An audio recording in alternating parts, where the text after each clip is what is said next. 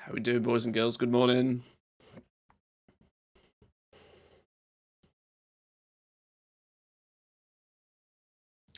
Welcome in, welcome in. Good morning, boys and girls. Let's get set up. Let's get things ready. Put the phone on silent. Oh, how are you all doing? Welcome in. Good morning, good morning. Get on the floor, do the dinosaur. Get on the floor, do the dinosaur. Well, let's not do a long boy because we ain't got one of them. Good morning to you, boys and girls. Welcome in. How are we all doing? Set a fire yesterday, didn't we? Set a little bit of a fire under some people. Throwing out a nice hot take on this work order system's probably going to be trash. Maybe they should get rid of it. Really did stir some thoughts in some people, didn't it? Really did. Well, I knew it'd be a little bit of a controversial video. I'm surprised, actually. I'm ever so surprised just how well the video went, all things considering. Usually, you make a video where you throw a hot take out there, like they should that they should remove a key system, a key feature, before it even goes, before you even see it properly implemented. Usually would do bits to, cause some downvotes. But I was surprised. Still got 90% upvote rate on yesterday's video, which I'm happy about. Very happy about. How are we all doing, boys and girls? It's reset day in the EU. Reset day in the EU gives us the opportunity to have a little bit of a look at what this leveling buff is. There's some sneaky shenanigans going on with the Dark Moon buff, I think, as well, for a few days. I think the Dark Moon Fair's in town as well, so there's some opportunities there if you're still looking to level some alts. I don't know, am I looking to level alts? I don't know what I don't know what's on the cards for me, if I'm honest. Do I need to level any characters? I should take advantage of this while it's here, shouldn't I, really? 50% bufferoonie, you can't go wrong with, really, I think. Let's have a little bit of a look. Let's log in all the same. I think the work order system will be booming at the start of the expansion pack, but will more likely die off fast, which is a real issue as well. Yeah, I know it's one of those, right? That people will use it until they realize that it's trash.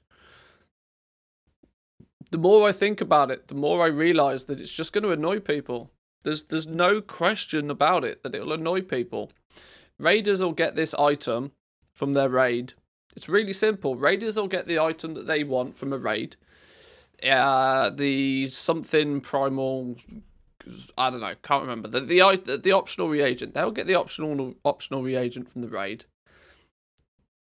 They'll look at it from their past history, right? Every time you can consider it token gear. It's not far from a token. You get a token from doing the raid. You want to take that token somewhere and turn it into something. If that token for what you feel should be a good quality piece of gear is only one part of the puzzle, you also need to add to it. You need to then go create a work order. You then need to tip a crafter a completely undisclosed amount of gold. You need to provide some of the materials, but not all of them.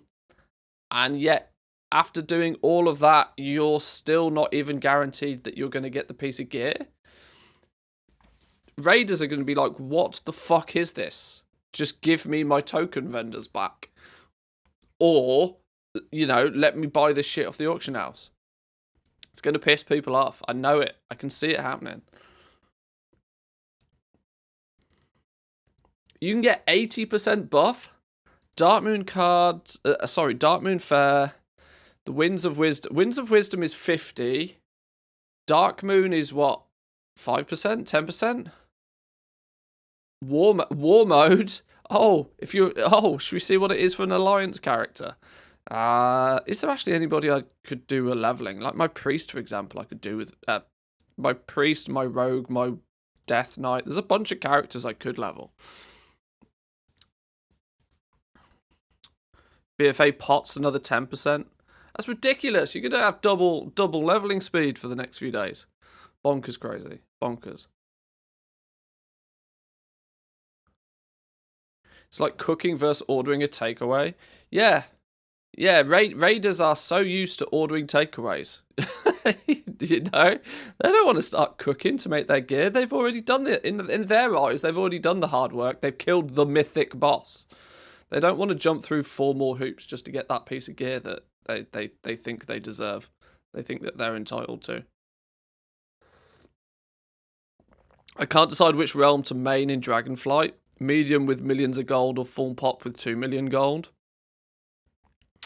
2 million's enough to get you up and running. I was doing some just going through each of the professions and working out. Let's switch over to the main screen just for a minute. I was going out and I was working on where is it? Let's make sure I get the right one now. I've been looking at, slowly but surely, all of the different professions and what their leveling path looks like. Once I've got an idea of their leveling path, we can hopefully then sort of put together a shopping list of stuff.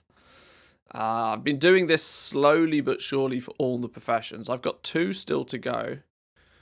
I still need to do, which we might do on stream today, actually. We'll see what pans out. I still need to do tailoring.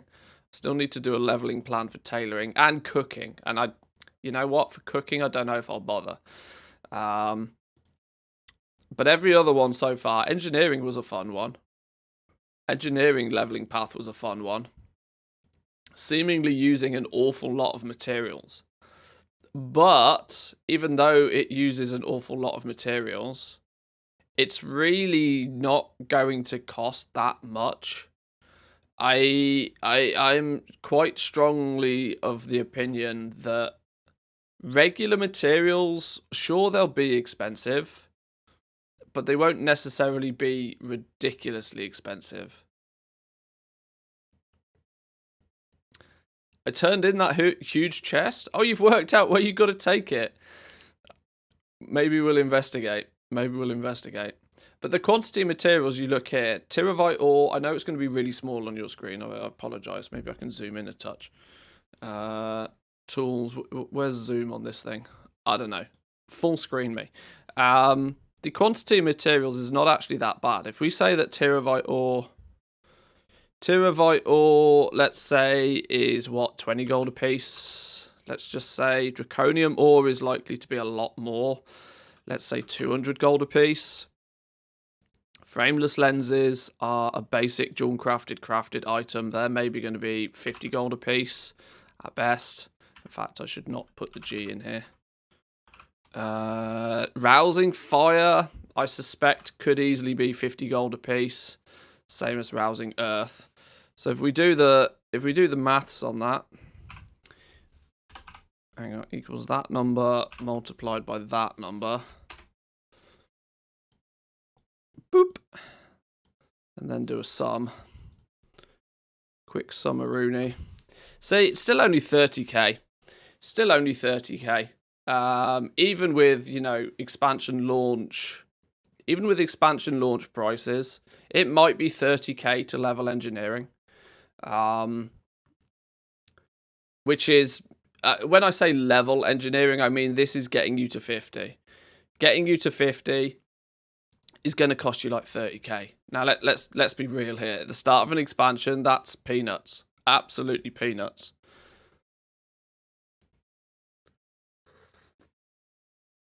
If you go out and you do an hour or 2 worth of farming, you'll probably make that amount of gold. Farming at the beginning of the expansion is ridiculous. Turned in the huge chest, don't waste your time. All of that work for 84 gold. It probably doesn't have a loot table yet, that's probably why. It probably just doesn't have a loot table.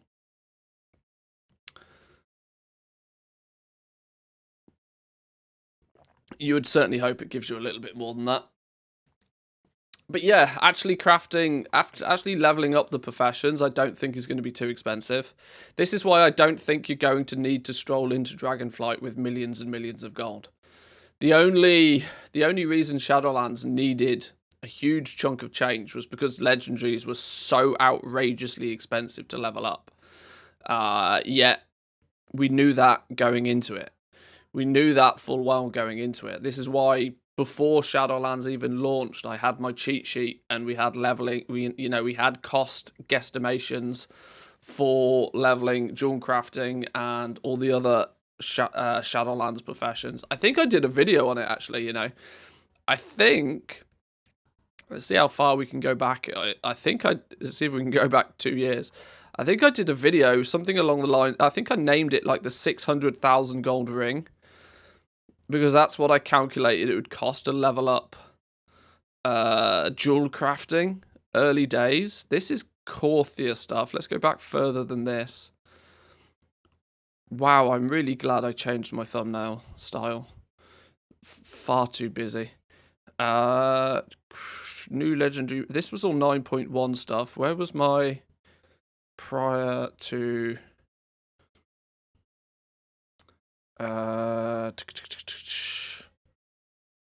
Enchanting is broken. Oh, here we go. This is the era. This was the era. Where was it? Let's talk legendaries. Blizzard's base Lego what did I do? Where was it? There's a video. Legendaries only for the mega rich. I think that. These were some of the first videos. I really didn't take full advantage of the Shadowlands launch, did I? Legendaries only for the mega rich.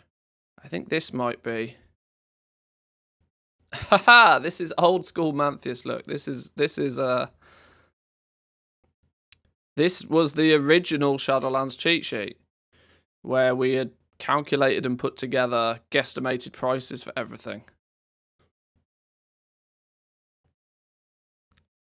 Even here, what tab are we on? We're on tailoring. 134,000 gold to craft a single pattern to rank 4 with tailoring back in the day. You can level an entire profession for less than that now. So 134,000 gold, let's multiply that by 9. In fact, this is probably the mid-run. 170, let's call it 150, ease of maths, multiplied by 9. Lots. You needed like 1 million plus gold just to level up tailoring to get rank 4s. So this was the big reason why you needed a huge amount of gold going into Shadowlands.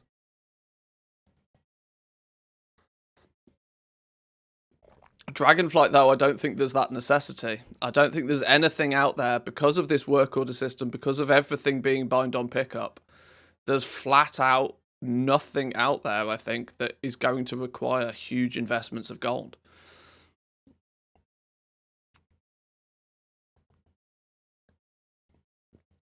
It'll be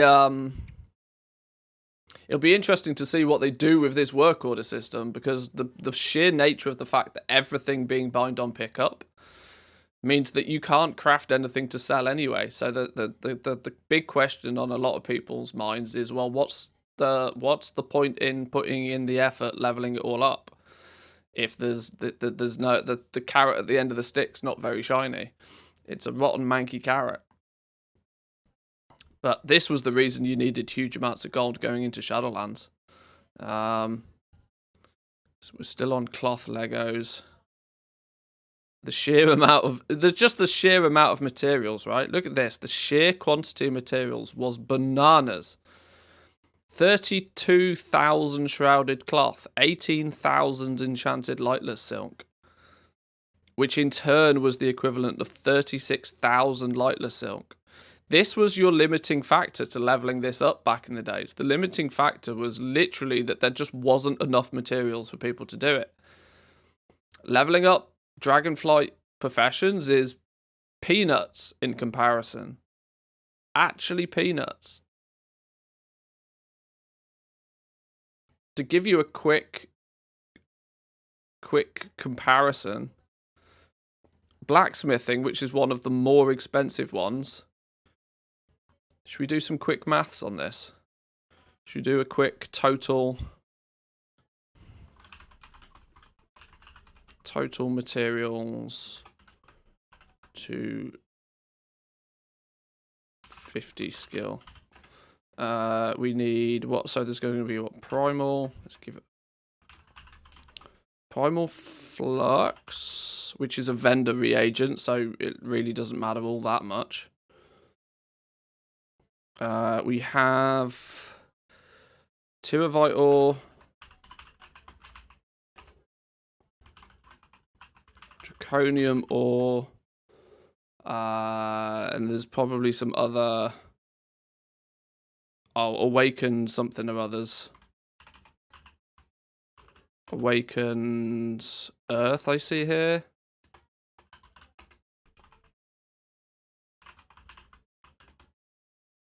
Awakened Fire. Is there some blue post or any info on what was added this reset to beta? It was just a database update behind the scenes. We've not had a new beta build yet. By this point, it'll probably happen tomorrow. They usually either do stuff on Tuesdays or Thursdays.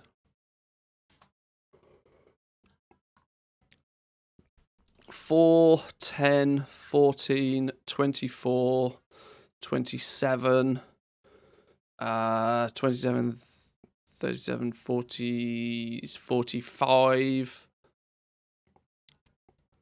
45, 55, 66. 66 Primal Flux.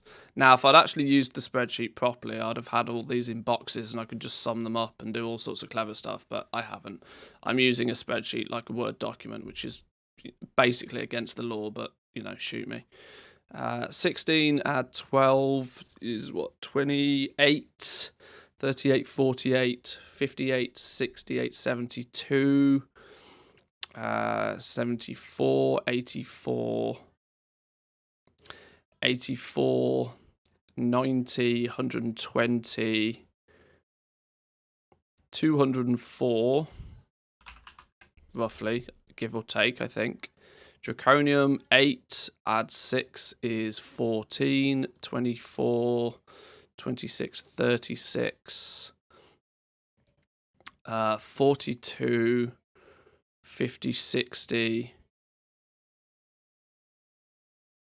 102, and then some Awakened Earth, which was the only use of Awakened stuff towards the end. 4 Awakened Earth and 5 Awakened Fire. So yeah, this is not going to be much at all. Primal Flux is 15 gold flat rate, I think. I might be wrong about that. We said that Tyrivite Ore is probably only going to be 20 gold. It could be 200 gold for Draconium. Awakens are probably 500 gold a piece, and Fire could be 500 golds a piece. So let's do some equals that one. I'll make this all look nicer and prettier at some point, but yeah, autofill, go. And then it's grand total. 30k again. It's absolutely nothing. It's genuinely nothing. I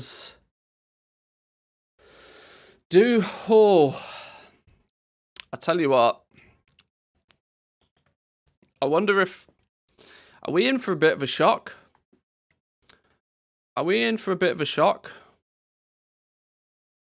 That there's practically nothing that's going to consume disgusting quantities of materials. What would you be crafting? What's the big consumption of materials then at the start of the expansion? Because leveling your professions is not going to be expensive and is not going to use a lot of materials. Not at all.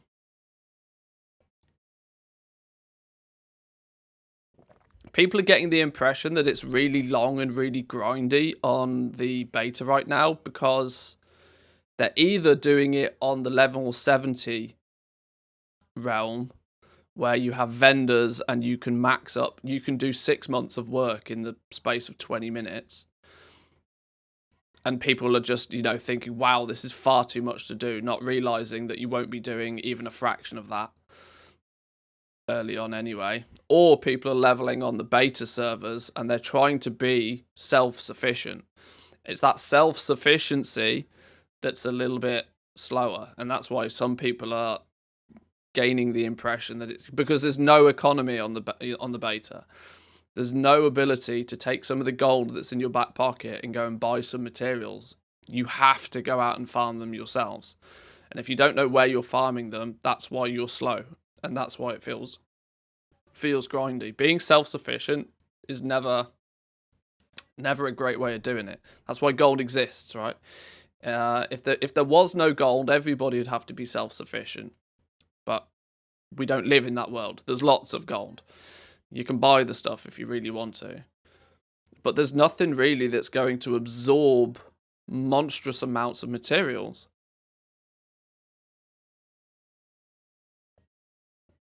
Because we have no big endgame crafting system. We have the early Dark Moon cards, which will be a bit of a blast. That's going to put heavy strain, I would imagine, on... That's going to put very heavy strain on Awakens and, in turn, Rousings to begin with. But as soon as people figure out how you get them quickly and easily, it's game over. Which won't take more than a couple of days.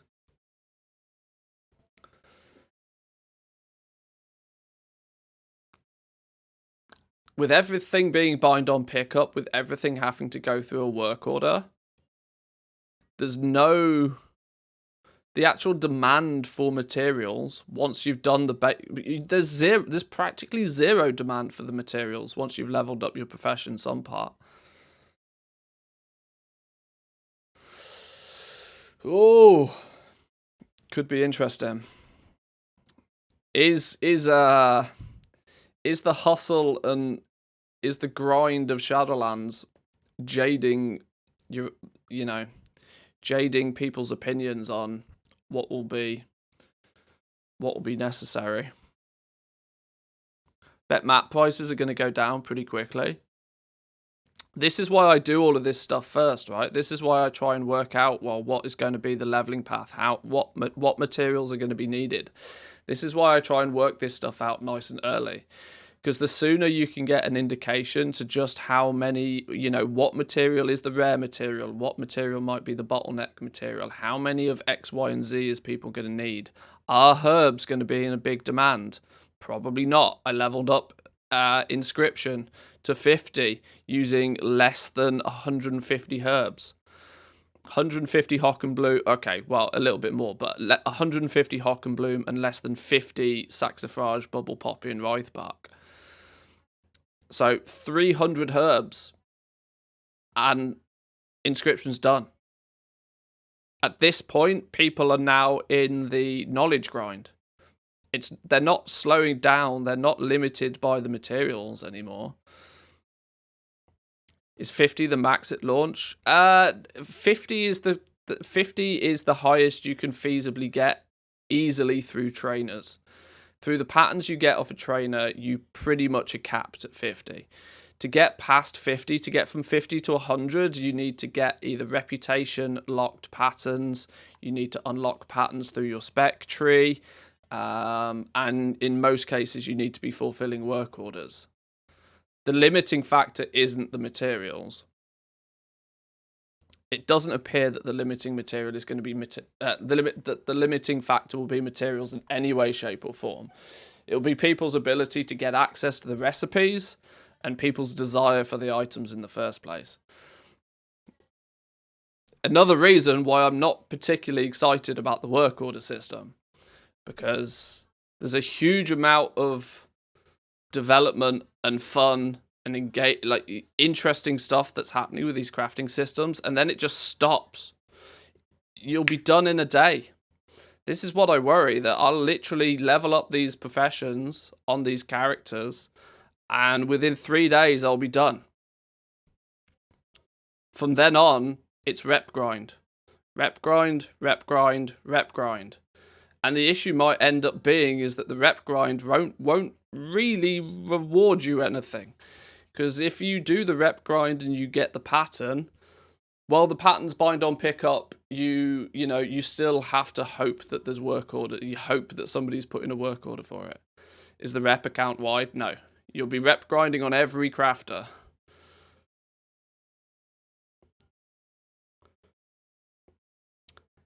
Imagine it will not take so long to get any profession to 50 skill, so it consumes a lot of mats in just a week, and then everybody will basically stop buying materials and start figuring out how to leveling it up through work orders.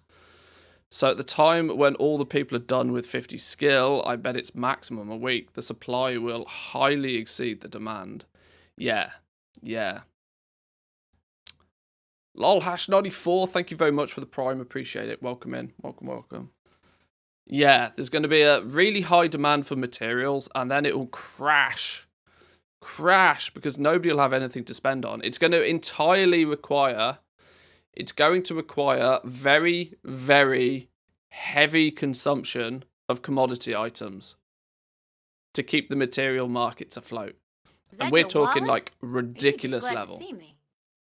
Both, I hope. Baby Spin Hat with a prime as well. Thank you. Good morning. Welcome in. Thank you. Yeah, it's going to require a huge demand for consumable items. Alchemy, for example...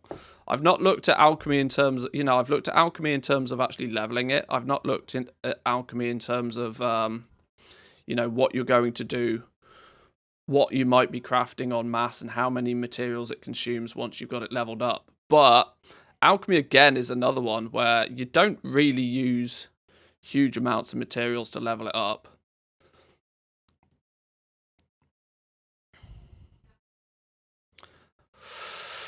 Ooh, it's going to be an interesting one. Are the drums ever really a commodity item that's bought on the auction house? Oh, drums. Drums will be a seller.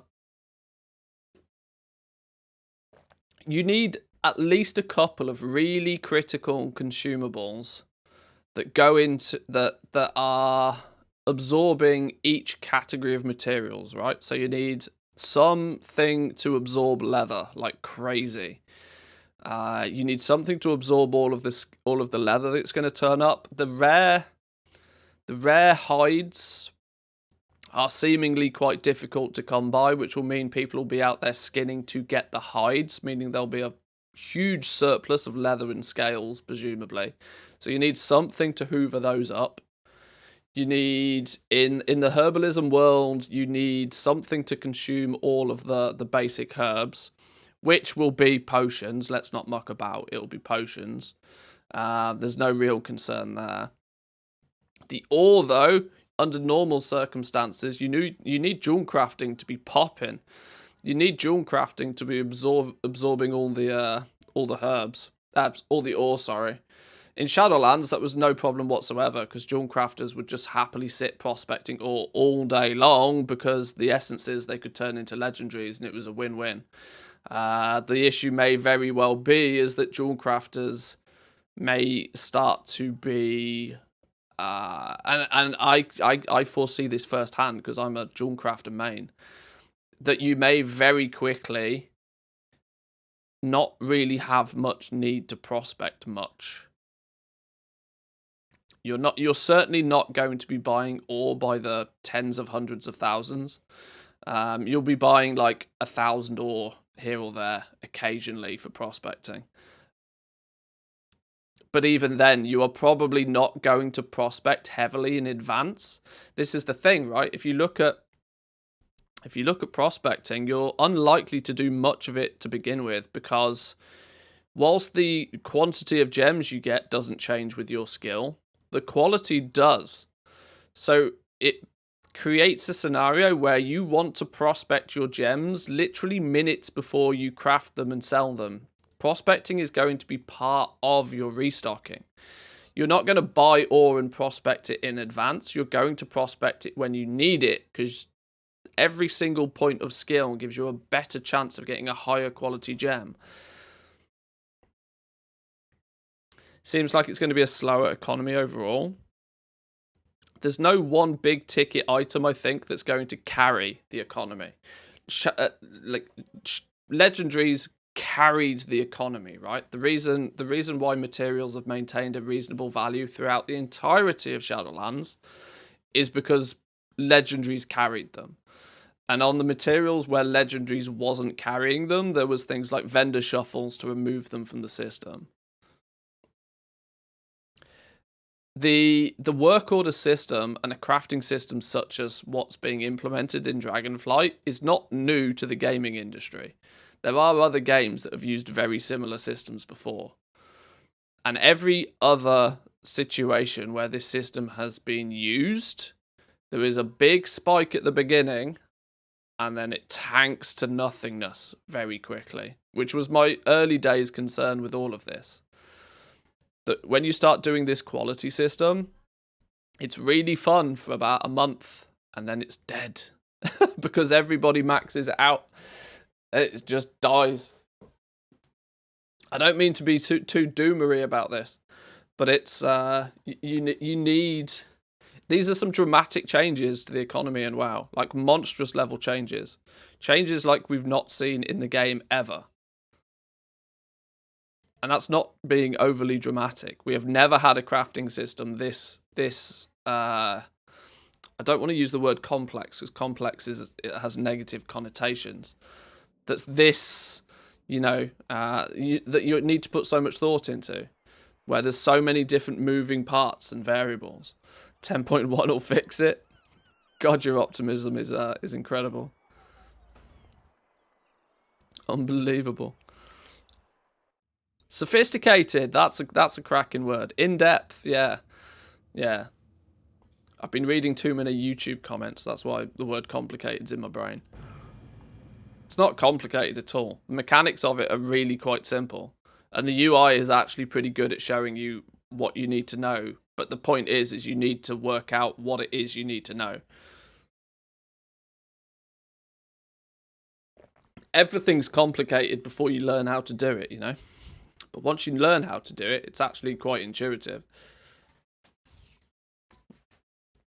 How many people, pass their driving test on the first go? Shit's complicated before you learn how to do it. Now most days people can drive and they get from A to B and they go, shit, how did I do that? Like, it's just, your brain just does it. When you know stuff, it's fine. Whoa, 100, what did we sell? Why have I got 160k in my mailbox?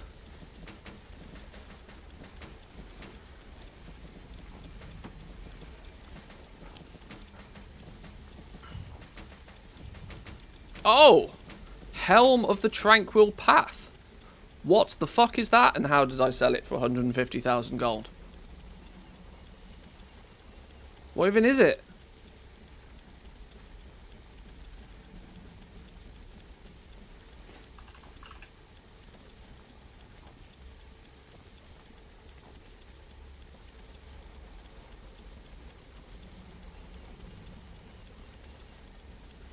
Island Expedition? Island Expedition gear? Go on. Check out Mantheus selling transmog. I bought 2 of them for 25k a piece 6 months ago. Sold 1 for 150. Boom. In the money.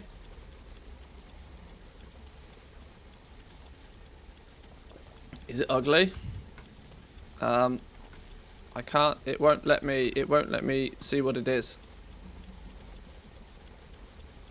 It's a nice set, recolor of monk set. Either way, I bought 2 of them. That means I still have 1 left somewhere, right? Do I still have another one to sell? I've got 1 in my bag still. Helm. This thing. Oh, it is quite cool though. You got a glowing blue ball on your head. Alright, fine. I'm not entirely sure it's worth 150k, but welcome to the world of transmog. It's worth it to the right person at the right time.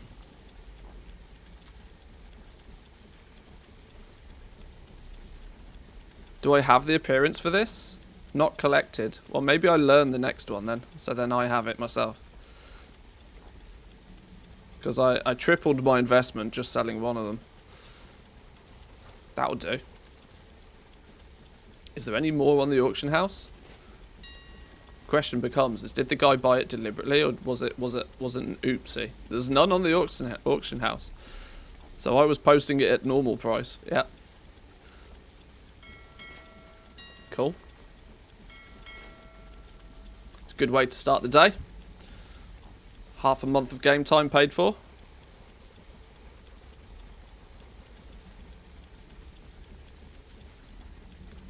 Transmog sells. If you actually look at my... I don't particularly buy much transmog to sell much transmog, but... Oh, in fact, I'll have a personal sale rate on this now, won't I? My personal sale rate is 0.01. DB...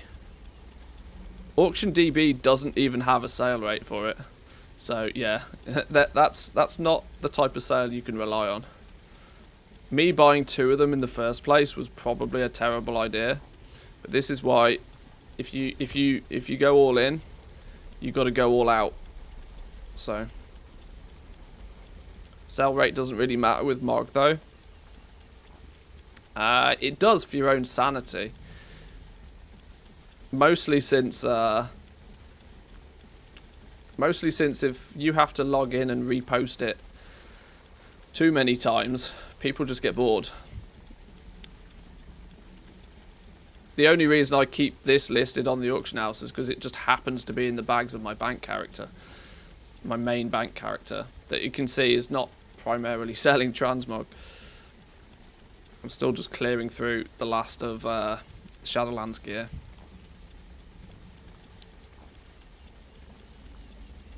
Got Zereth Mortis cloaks clogging up my bags. K-Chak is obviously having an effect on some people, clearly. The problem is there's nobody out there that can do what K-Chak does at the scale that K-Chak does it. Which is why he's sort of in an interesting position where he can give away all of his secrets. Not because they're that secret, but he can tell everybody what he's doing and showcase everybody what he's doing, because there's probably only 3 or 4 other people out there that could even contemplate doing what he's doing. So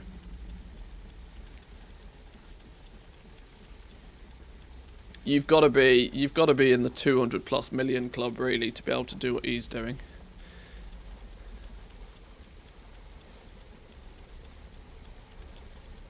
And it's why, unfortunately, as much as I wish him well, his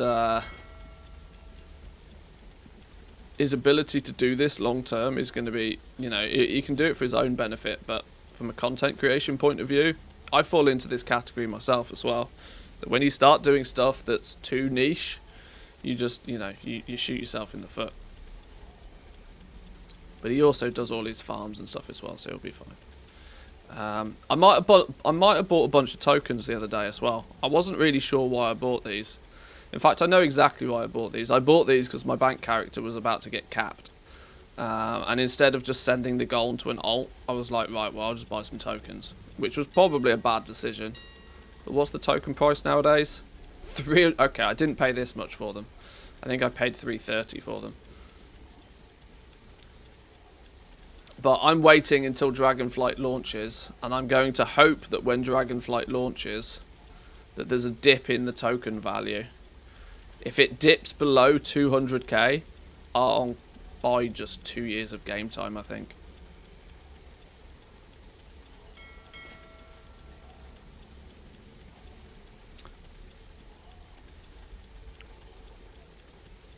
Things like Pendulum of Doom don't even have any sell rate. How many of those even exist, though? That's one of those super duper uber mega rares, which kind of in a league of their own. How many of those even exist? Can we check the...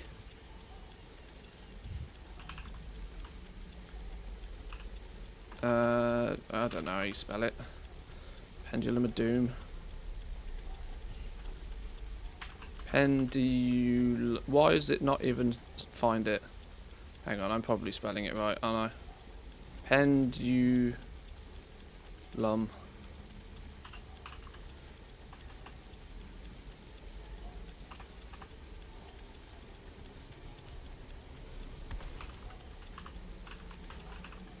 It is like that, right? I might. Oh, the problem is I might have to try and find a realm where it's got one in the first place to search on Oribos.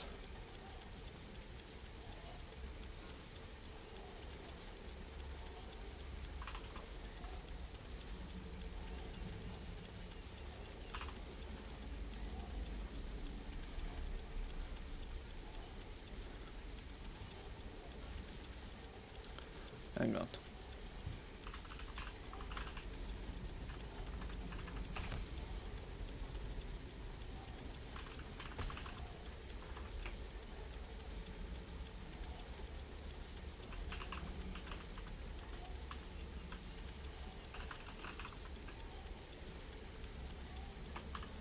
Hey, why can I not find... Oh, here we go.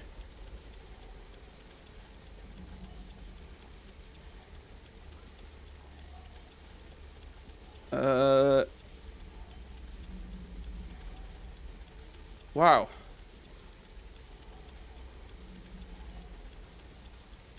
It seems to be because there just isn't any. Kelther's ass had one 5 days ago. Even when... Why do they not sell for more if there isn't any? Really confused. Region quantity of 1.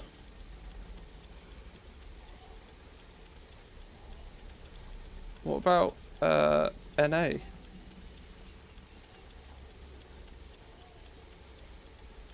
None. None of them.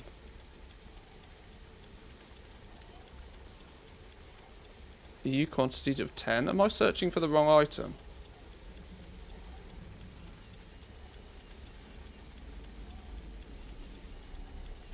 One on Silvermoon.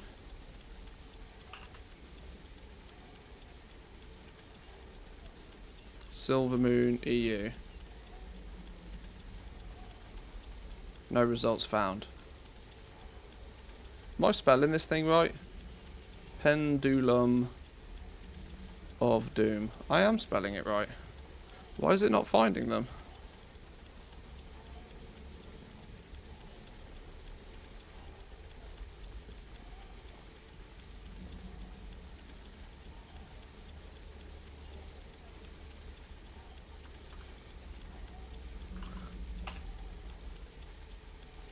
Right.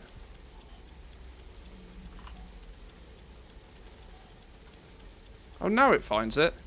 Maybe it was just my... Maybe my Oribos was broken. So there's a grand total of, you know, none of them.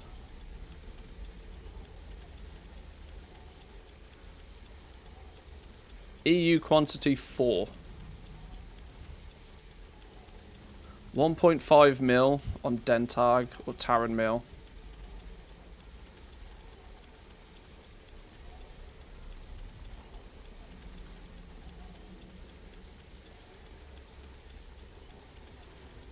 Dentag, Taran Mill, 1.5 mil.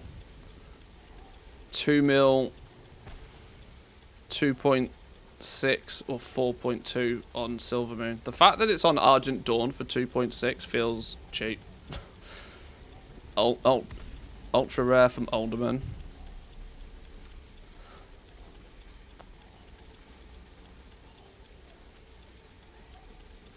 There's two things that could happen with this, right? There's two things that could happen with this. One, it could disappear forever.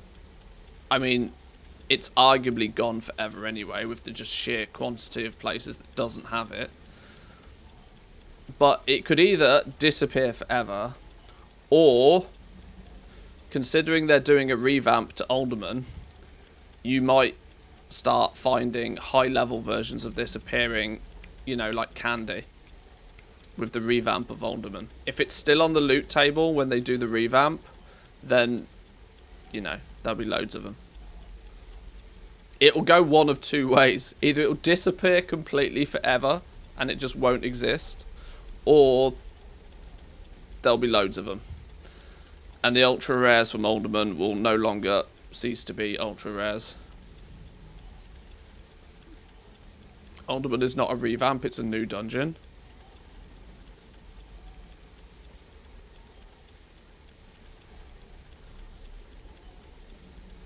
But is it new from the ground up? New?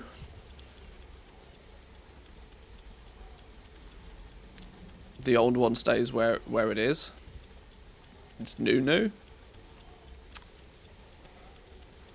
It still doesn't mean that the new one won't have the same loot table as the old one in terms of appearances. Because let's not forget, people want this for the, you know, people buy this because it's super rare, but the appearance side of things. If it maintains the same loot table with the same appearance, gear and stuff, then it doesn't matter. But either or, who knows? Who knows? Could be interesting.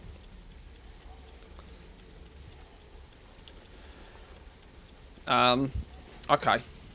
I wanted to do a quick fire through some of my realms to see if I'd sold any pets. But considering I sold a 150k island expedition transmog, I'm kind of happy with the success we've had today already.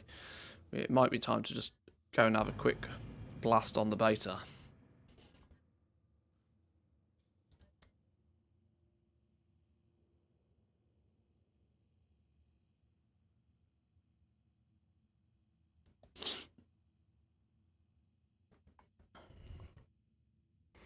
Let's see what we sold over here.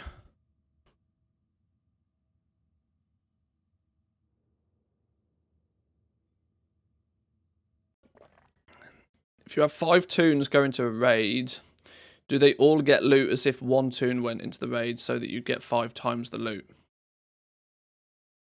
No.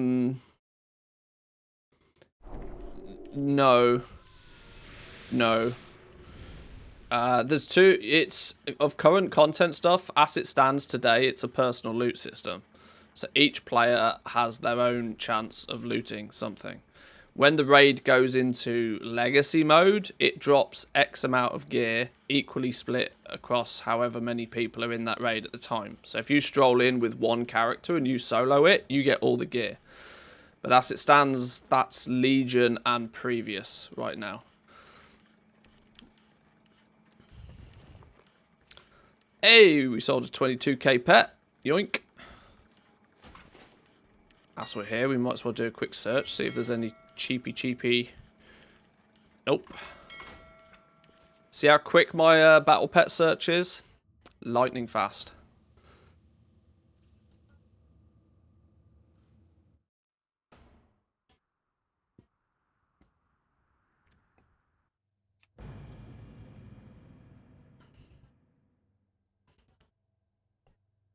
I'm enjoying this coffee this morning, you know. It might be a double coffee day today. I'm feeling a double coffee day. I might need the caffeine.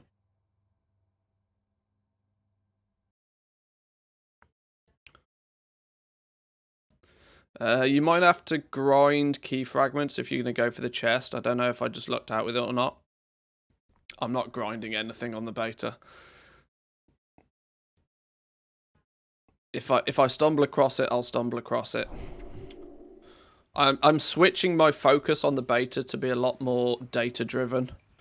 And by that I mean that I'd rather spend my time on the beta, you know, working out a good leveling path, trying to get an impression of where the materials come from and this sort of stuff. Grinding reps on the beta is just frustrating at best. Whilst it would be wonderful to know just how quickly and just how easily you can have access to these things, I'm going to be honest, I don't think it's worthwhile putting in all of the time and the effort to find out. But, you know, the reality is when the game goes live, just do it. The way that the work order system, the way that the crafting system is looking to end up being at the top end, I'm not going to have super duper mega desire to be the very first person to get these patterns from the reps, from the reputations, because truth be told, I'm not entirely sure what the demand's going to be for them, even if you do get them first. Unless there happens to be, you know, unless the Sims come out and there's some random piece of gear that is locked behind a certain reputation. And in that scenario, then we'll work out what we need to do. But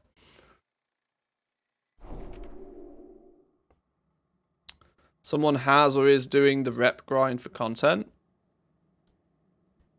I mean, if you can turn it into content, sure. I went away and I leveled the Dragon Scale Expedition to max, but I did that for the purpose of making a video. And it was one of the more easy ones to do. As soon as I realised I needed to turn in 2,000 fish to get a single renown level, I was like, no, I'm out.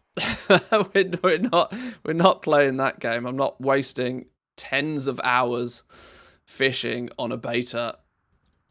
Like, if Blizzard want us to truly test and, you know, have an idea of what's going on, then they'll give us a button to press that gives us a renown level.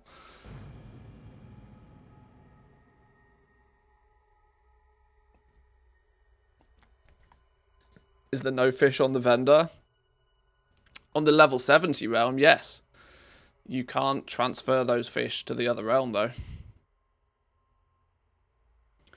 And on the level 70 realm, you can't leave Stormwind or Orgrimmar. So it seems to be... it's very clear to me that Blizzard are quite aggressively gatekeeping the end game content from people. Even people that have had access to the beta, even people that have had access to the alpha even, practically nobody is being reliably able to play the game like it will be played when you hit level 70. The only way to do that on the test, on the beta right now, is to physically level your character first, which is always risky, right? Because leveling a character takes like easily 8 to 12 hours, even if you know what you're doing. So you've got to put 8 to 12 hours in just to get a level 70 character for what then may have your character bricked the next time they do an update. It's, yeah, they're being very coy about letting people see the end game. And I don't know why.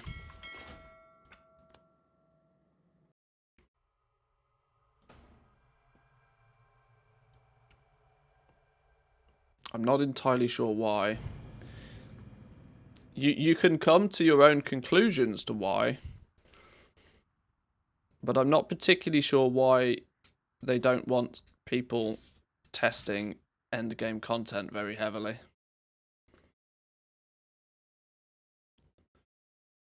New World Syndrome. The fact that the leveling is the content.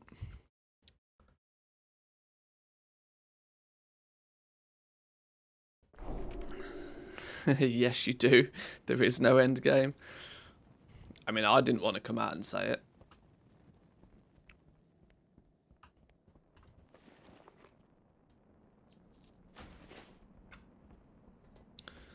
Is the Threads of Fate leveling active on beta? Yes, it is, yeah. If you...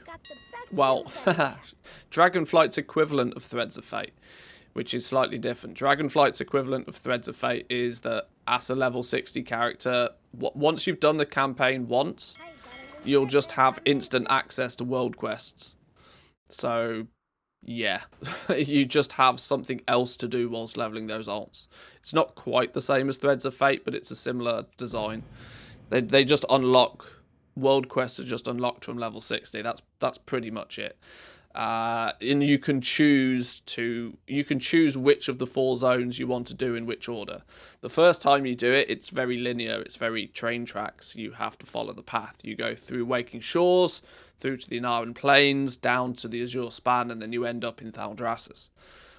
The first time you do it, you have to follow that path. The second time, once you've done it once, which is probably why I will level 1 character to max first. Once you've done it once, then at any subsequent time you do it on any alts, you'll get to be able to pick your zone, and you'll get instant access to world quests as well. Not that it will make leveling your alts any quicker. It will just provide something else for you to do if you get bored of doing the campaign 12 times. And, of course, it means that very quickly on your alts, you can start working on the reputations and the major factions. Hey, another Proto Tickles. I love selling these things. I'm not making huge profit on these Proto Tickles, but they're easy to sell. And I can frequently get them for like 7,000 to 9,000 gold a piece.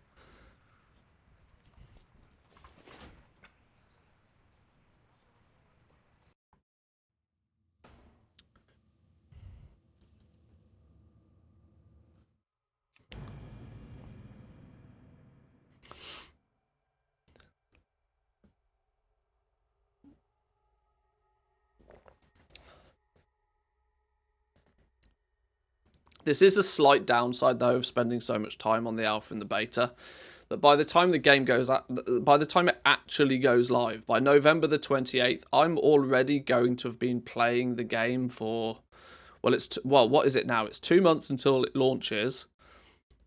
I've already had access to the game for about 2 months. So, obviously, sure, there's iterations of different versions of it, and some things have been walled off for certain points in time or whatever.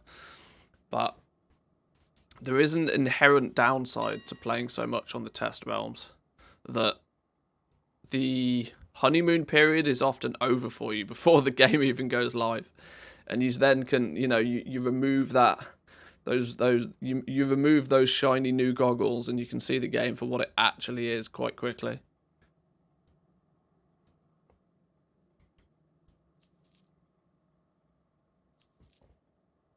Which is why there are some things like the dungeons, which unless I really, really, really need to, I tend not to like testing the dungeons at all, because I want there to be at least something. We sold a lot of pets over here. I like there to be at least something that when the game goes live is still completely new and fresh for me to, dive into.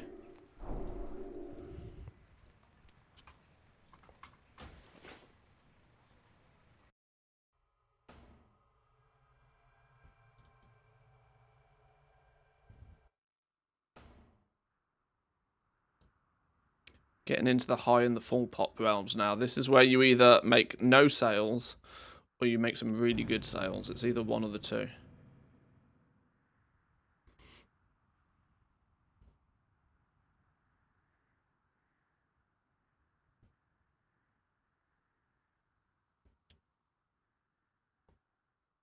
You play WoW for economic reasons, never normal endgame. Your game hasn't even started yet. Sort of.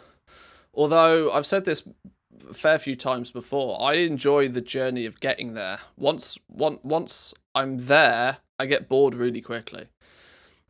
For me, leveling up the legendaries and working out, all the... which is your best in-slot items and which one to craft next and all of this sort of stuff. And the grind to, sell more so that you recuperate your costs to craft more. And all of that sort of stuff is the side of it I enjoy. So in that regards, my journey has very, very definitely started. I mean, my cheat sheet goes to show that my journey has definitely started. It's the geeky stuff. It's the silly stuff, but working out what everything is, working out your leveling paths, testing, prospecting, and milling, and all of this sort of stuff. This is the stuff I enjoy. I don't, strictly speaking, need the game to be live for me to do that.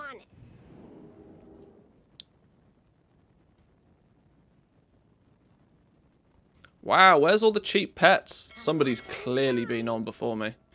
Somebody's been on and hoovered all the pets already.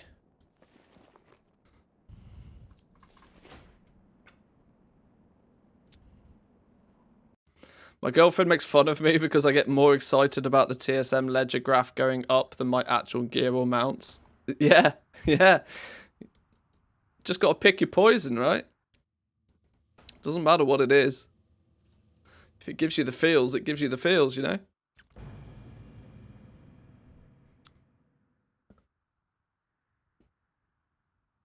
Has anything like the bauble worms appeared on the beta?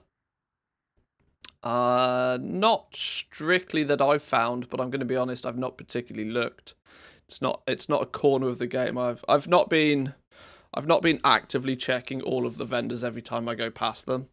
But there's lots of NPCs that are just chilling about that you suspect that they'll be vendors and that they might have something to sell at some point, but not all of that's really been implemented.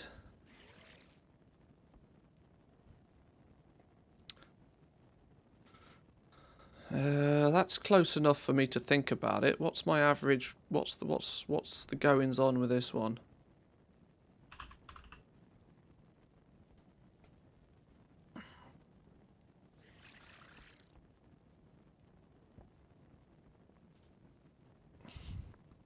$20K a piece is where they're cheap. It's different quantities on 20k a piece is where they're cheap. 22. It's a little bit more than I'd want to pay though. I can get them for 20k if I need them. They don't sell fast enough for me to be buying too many at this price. Okay, pass. Pass on that one. Oh, an enchanted broom for 27k. That's also unexpected, but I'll take it.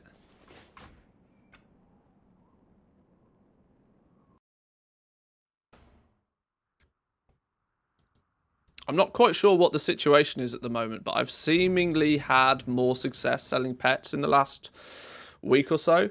In fact, I can almost categorically put it down to Wrath of the Lich King, you know.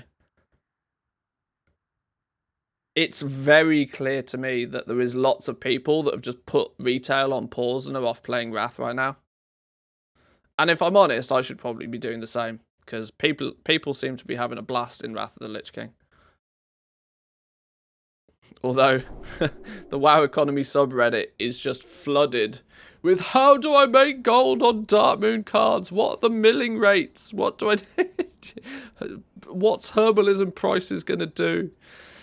It's literally like a time capsule to the past. I shit you not. Like, it's so surprising to see. It's absolutely a time capsule to the past. I think content creators out there right now that are creaming Wrath of the Lich King content are making bank. Because there is so many people out there that have no idea what's going on. Hey, that's it. I got mouths to feed.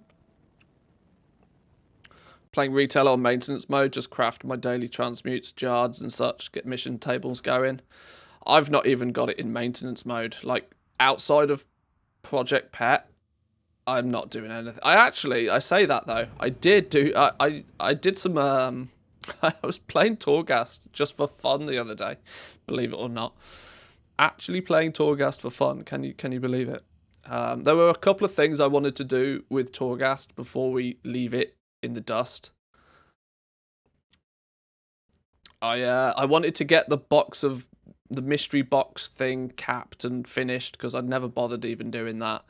I got the flawless runs on all 12s. I've not done flawless runs on all 16s because I don't have the gear for that. Annoyingly, it's still itemized around having mythic gear, which I don't, so I think my item level's only like 260 or something.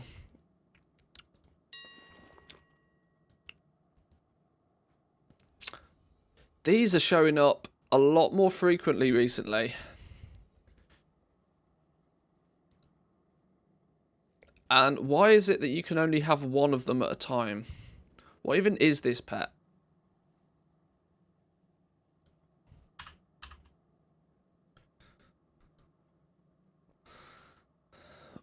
Veil of the Eternal Blossoms from the Forgotten. Oh, it's that one. The dude that... Isn't that the one that's up on the big ledge? Why are these all of a sudden far more frequent? The Nazoth invasion. This only comes... he was bugged so often back in BFA.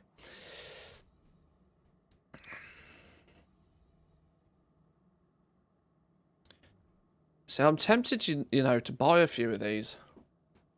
But the fact that you can only have one in your ledger at the same time means I have to manually move them about.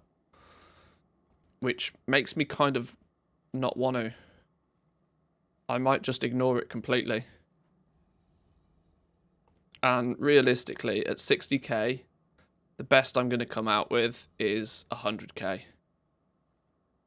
And even then, that's a pipe dream. Yeah, I might just ignore that pet completely. The fact that you can only have one of them is annoying. Leper Rat. I'm quite sure I sold one of these the other day. I've already got one on this realm for 40k. I'm listing it at 40k. Why is it being listed at 40k when my minimum price is 50? What's going on here then? My min price is 50k. Why have I got it listed for 40?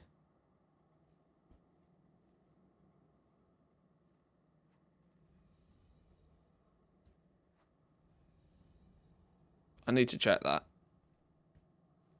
There's no way that should have posted at 40.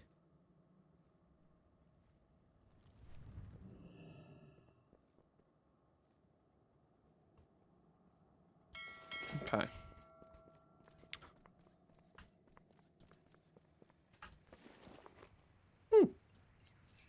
Couple of sales though. I'll take them. Am I using the right profile over here?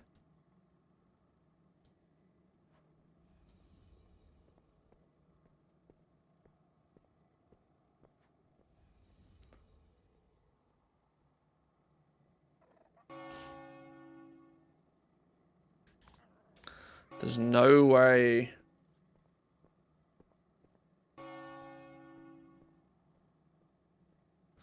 DB region sale average is greater than 5,000 gold. The cheapest price I should sell it for is 75% of the DB region sale average. How much was that leper rat thing? It was 40k. So why is the tooltip wrong on that then? The tooltip's just wrong on that. 40k is an acceptable price for me to list it at. Why is the tooltip wrong?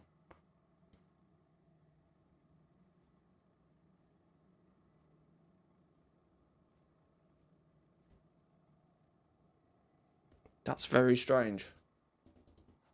What if I cancel it off? What's going on here then?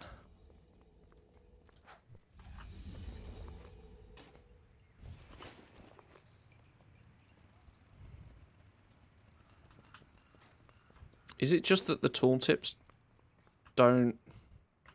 What?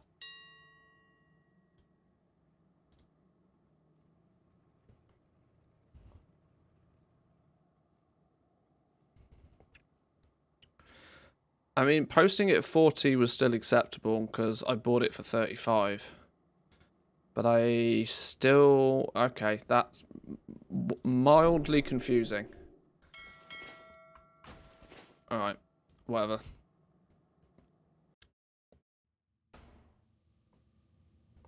The stack of 4,000 Pog Essences at 1,100 expired now after 2 days. Nice, 108k deposit fee there. Wow. Yeah, some people are burning gold on deposit fees without realising. That's wild. That's not what you want to see, is it? Sucks to be that person who paid 108,000 gold to sell nothing.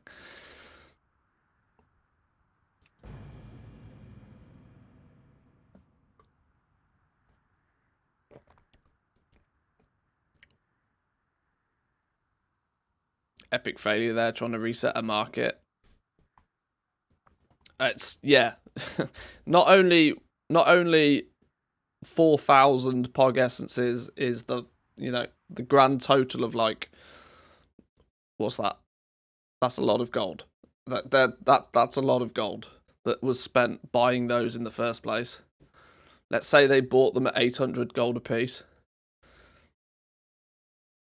That's yeah, that's a lot. That's a lot. Somebody's going to be crying about that one. It's also a very good example of doing a reset badly. A reset like that, the last thing you do is put all of your stock back on the auction house. Obviously, we are assuming that it was somebody trying to make a reset, but the reason you buy out an entire market is to make the materials look scarce, to incentivize people to pay a higher price for them. If you just buy them all and put them all straight back on, you're shooting yourself in the foot because you're not creating any scarcity. All you're doing is bumping the price. And so without scarcity, people just look at them and go, you know what? They're expensive. See you later. If you ever need it.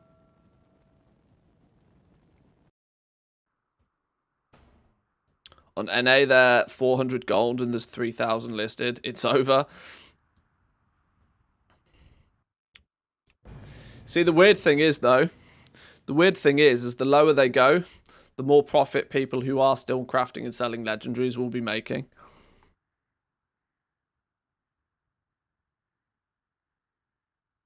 Because the price of the materials are likely to drop faster than that of the price of the legendaries. It's usually the case. Because whilst there's significantly less demand for the materials right now, there's still at least some demand for the legendaries. If you're proactive on posting them, you will still sell them.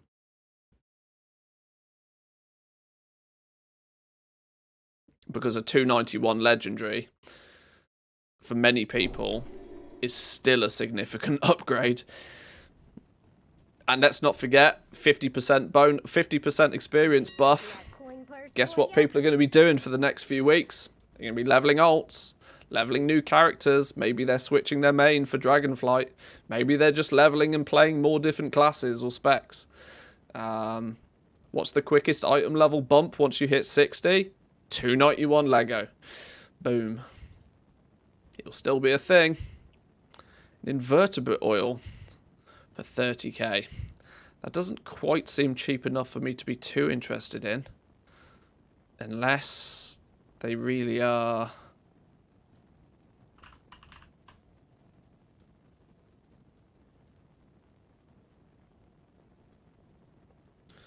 Although 30k is remarkably cheap for those. Do I pick up a couple of these? I'll pick up a couple of these.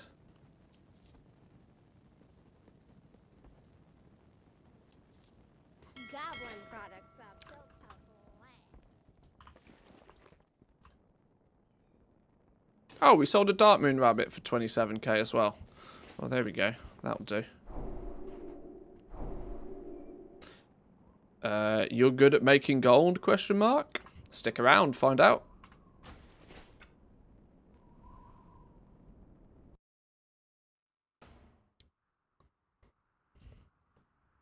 Don't you need a lot of ash or whatever it's called to get the Legos? No, you can ding. I would imagine nowadays you can ding 60 and have your legendaries within a couple of hours. Genuinely, I really don't think it takes people that long. Not to mention the fact that this is, in most cases, not, you know, people have done it 3 or 4 times already. This is not going to be somebody's first ult, or especially not somebody's first character.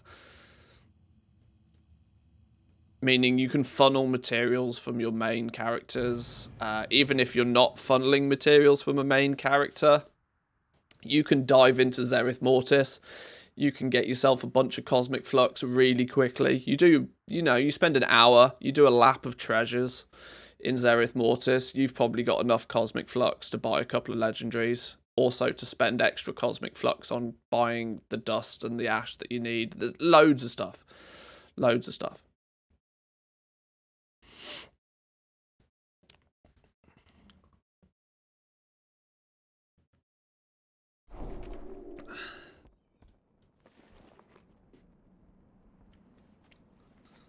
Another 50k of pets over this realm. Yoink.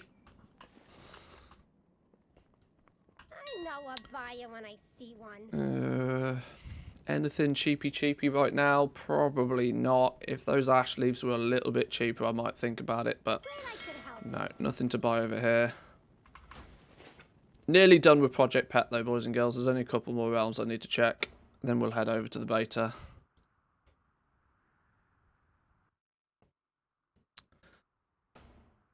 I think there'll be a slight uptick with alts now and the evokers, not a huge rush, but an increase. Yeah, the evoker class is clearly going to push a lot of people into leveling a new character when they become available. I think leather workers are going to have a bit of fun. If you had the male Bone Shatter legendaries all leveled up, you might be able to shift a fair few of those to some new new characters before too long.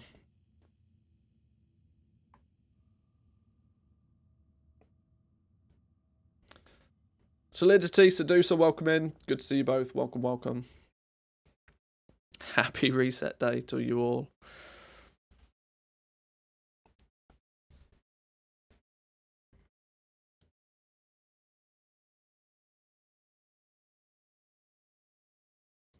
What's going on here? Who's being auto-modded? Ah, people using bad words. So bad words are banned in the Discord, boys and girls. Got to keep it PG in the Discord. Ah, 380 gold for a stupid mind lost blood frenzy. Damn, I guess you don't win them all. Best way of making gold at the moment is farming in Classic. What's the conversion? Like, I know it's not, you know, officially supported. But what's the conversion? What's the going rate on Classic to retail gold right now? It used to be 1 to 200. I don't know if that's going to have changed though, because inflation in Wrath is pretty aggressive.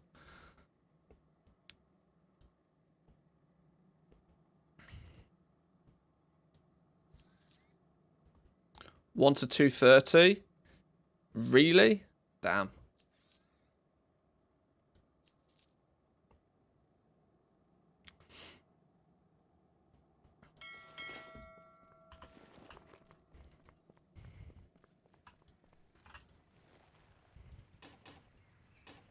So what are the Nobles decks going for then over on Wrath right now? A Nobles deck has got to be like what, 15k, 14, 15k on most servers?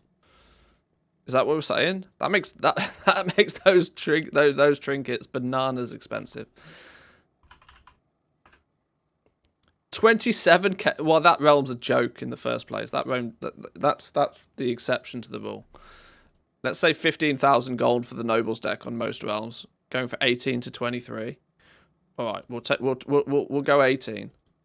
18,000 gold, and it's a 1 to 230. So you multiply that by 230.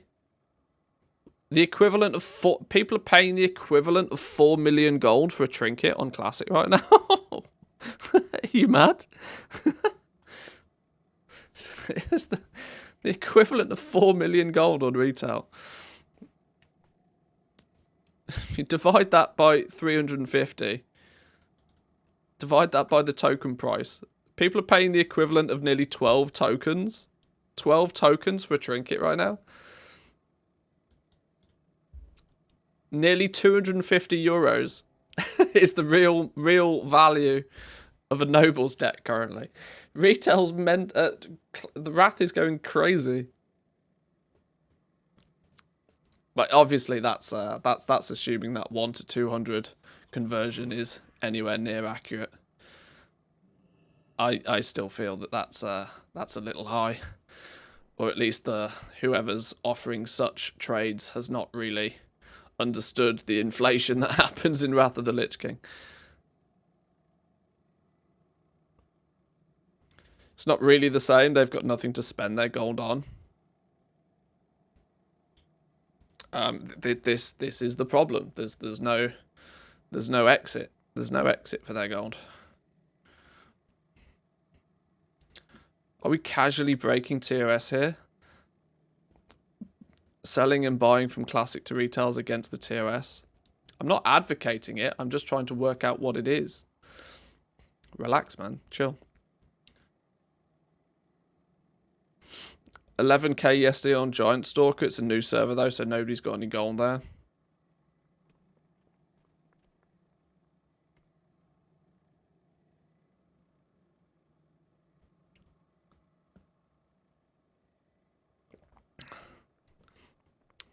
The Mammoth.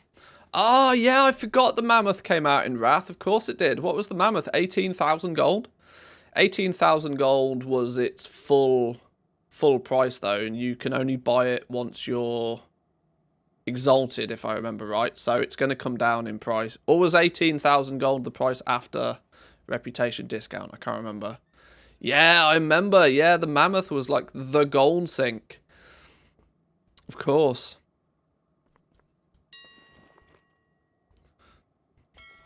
Yeah, compare that to only a few years later when we had a 2 million gold spider and then a 5 million gold long boy. Wild.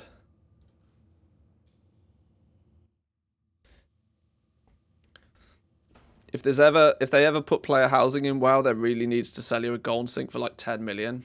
Yeah, for just a massive gold dick to stick on the front of your player housing or something.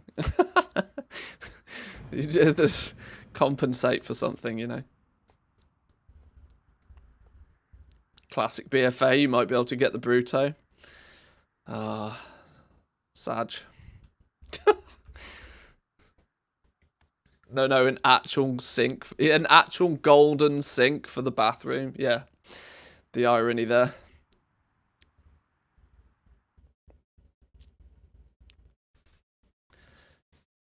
I played BFA a lot, and I still don't have the long boy.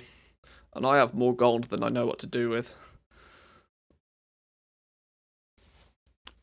I made a bad decision though in BFA, which we won't talk about.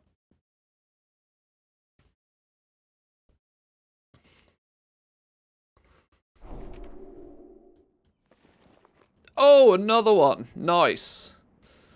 Another 50k mailbox off a couple of pets. Starting to rock and roll now, boys. There's clearly a lot of people who are part-time goblins at, you know, part-time to full-time goblins who are off playing Wrath right now. My ability to sell stuff has amplified in the last week or so on retail. And it has to do with the fact that everybody is just not relisting their auctions. But I'll take it. More sales for me. Yoink.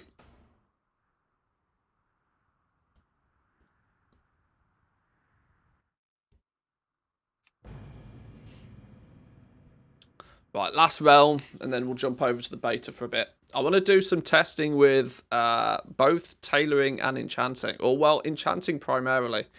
But we might supplement it with tailoring, and you'll start to understand why. We had an interesting discussion going on in the Discord last night about one of the spec trees for enchanting. Looks remarkably lucrative. There's some specialized, you can spec into enchanting to improve your disenchanting rates, and more importantly, give you the ability to disenchant 2 crystals, which is going to be vital at the beginning because there's clearly going to be a lack of natural epics kicking about, which will in turn mean there'll be a lack of crystals kicking about. Now, all of the weapon enchants in Dragonflight use multiple crystals. So you are going to want them. You are going to need them. And finding a source for them could be critical. Since that's exactly, with their weird and wonderful decision to make Mythic Zero gear blue, it means it wouldn't naturally disenchant into crystals. It's going to disenchant into shards, if not dust. So, yeah, that could be a twist of... a bit of a twist for the early days of Dragonflight, for sure. Did I check this well for any deals? I can't remember. Yeah, okay. There's retail done then. Any other realm I need to quickly check before we move over? I don't think so. Yeah, we're all good. We're all good here. Let's jump onto the beta then. What's this? Quit you.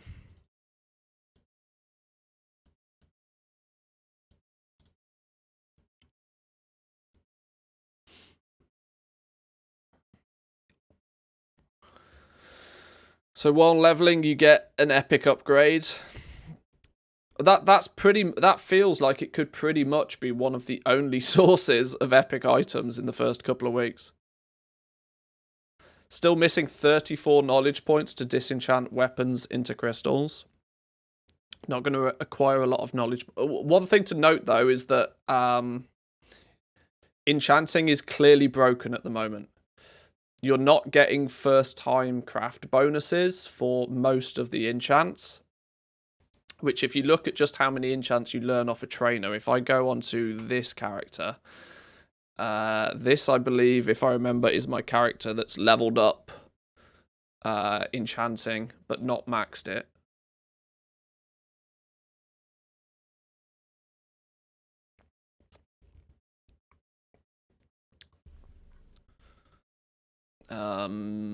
Stopped at 40. Yeah, this character, for example,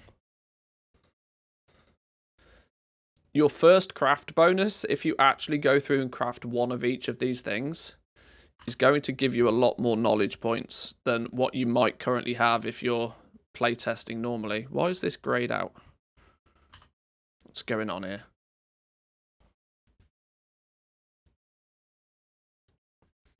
So, first craft bonus, I should, in theory, I have... Okay, this character...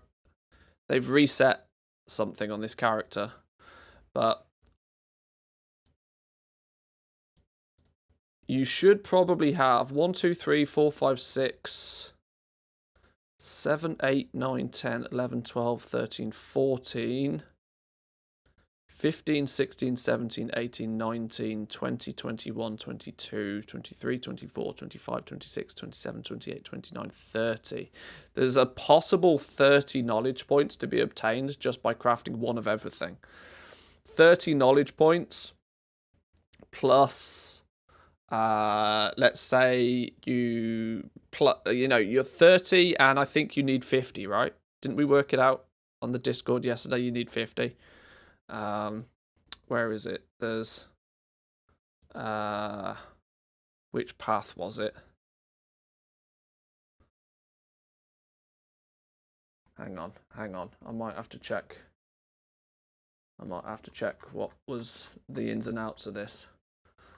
There was some shenanigans to be had.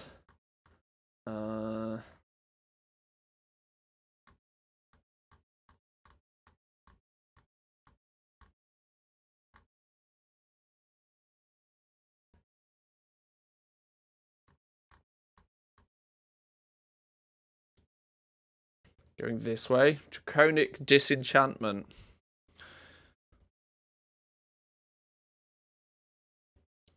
If you go this direction, small chance to acquire additional reagents once you gain it. You can put 40 points in here, which by the time you max it out, learn to better disenchant weapons, gaining a small chance of acquiring additional resonant crystals. Yeah, this could be your goal. 40 points in here.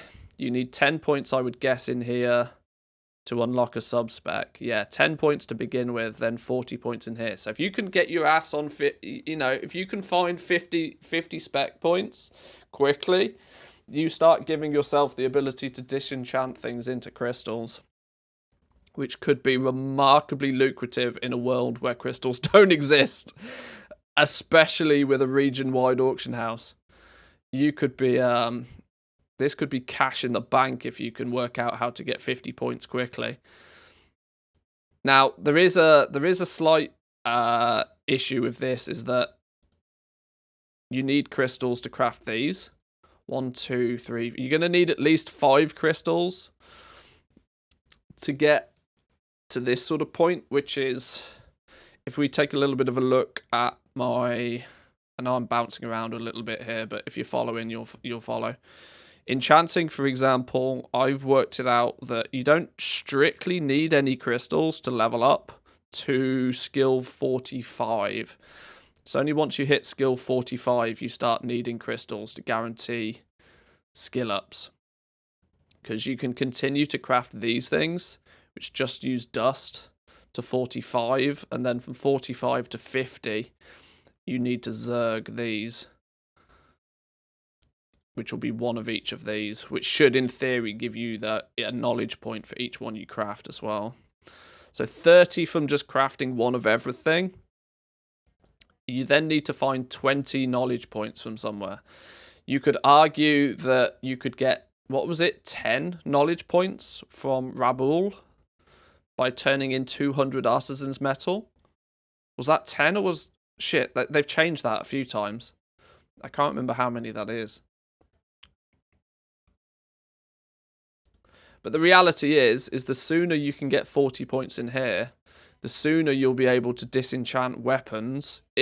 I should also point out here, learn to better disenchant weapons, not everything. But then what you're going to want to do is come across as many weapons as you can get your hands on and disenchant all of them.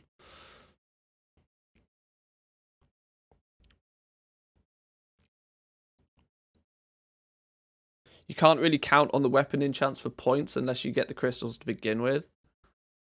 Well, I mean, there will be, if you're smart about this, if you are an enchanter, if you're clever, you will buy the crystals that turn up on the auction house day one. Because there will be crystals that will turn up. There will be people that get epic upgrades on day one through leveling, and they will disenchant them. They'll get a crystal, the dollar signs will spin, and they'll put it on the auction house. But because they'll be first to market, there's a very good chance they won't go on the auction house at the right price. If you can snag some of those up, you only need 5 of them. You only need 5 of them to begin with.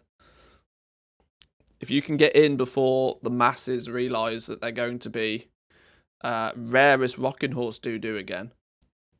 There was a period of time, there was nearly an entire week at the beginning of Shadowlands where crystals basically didn't exist. You could buy them, but they were stupid expensive. They were like, they went up from, at the beginning of Shadowlands, I think I bought the crystals I needed to level Enchanting on day 1. And I think I paid about 1,000 to 1,200 gold each for them. Only 2 days later, those same crystals were like 15k a piece.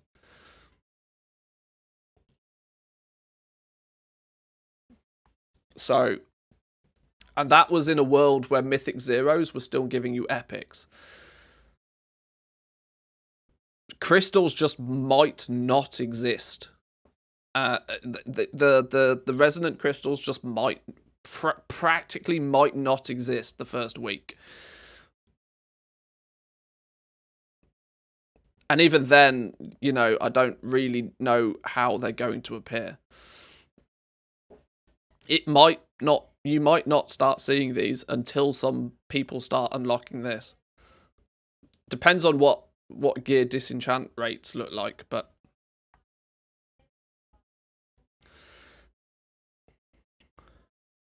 until Mythic Plus came out, there was practically none on the auction house. Yeah, until Mythic Plus arrived and people were able to, you know, repeatedly farm epic gear, they just didn't exist.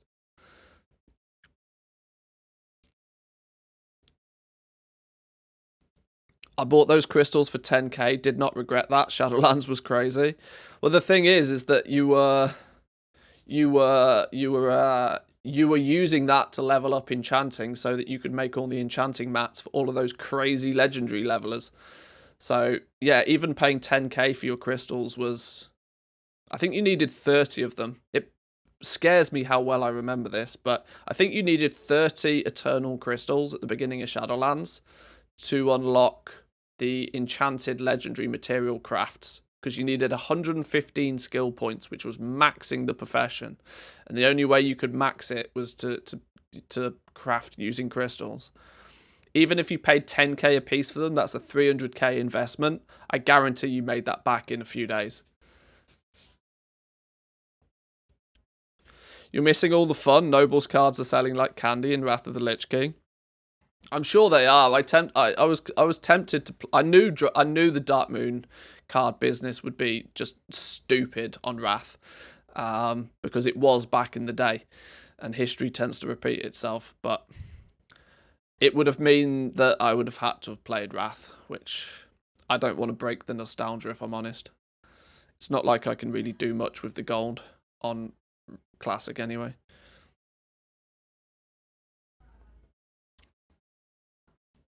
But yeah, what I want to try and do then is put 50 points in this, and maybe start doing some... In fact, I want to start doing some basic testing on disenchanting, because this could be a real cash cow for the start of Dragonflight, because it's specialist, right? It's not something that most people would accidentally learn themselves. They would clearly see that, oh shit, I'm starting to try and craft these and the crystals are really expensive. But most people weirdly don't put 2 and 2 together. They don't realize, right, well, if these are really expensive, then how can I get more of these cheap? Most people will just sit back and complain that these are expensive. So the enchantment tree, let me take a little bit of a look through the spec trees first as well, because I need to... Enchanting's probably one of the professions I've looked at least, because it is a newer addition to the beta. Didn't have this in alpha at all. Lazy's going to be having a field day. I'm quite sure he is. Straight up just improves enchanting.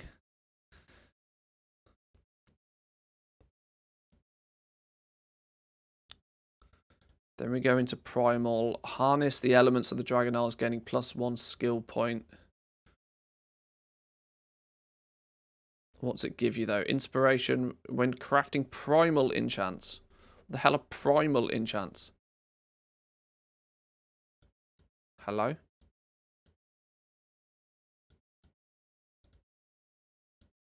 What's a primal enchant? Is it going to be these things?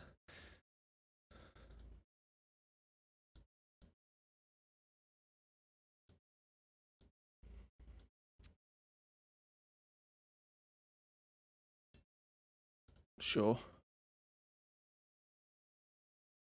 Learn to harness the primal elements of the Dragon Isles, gaining +1 skill point.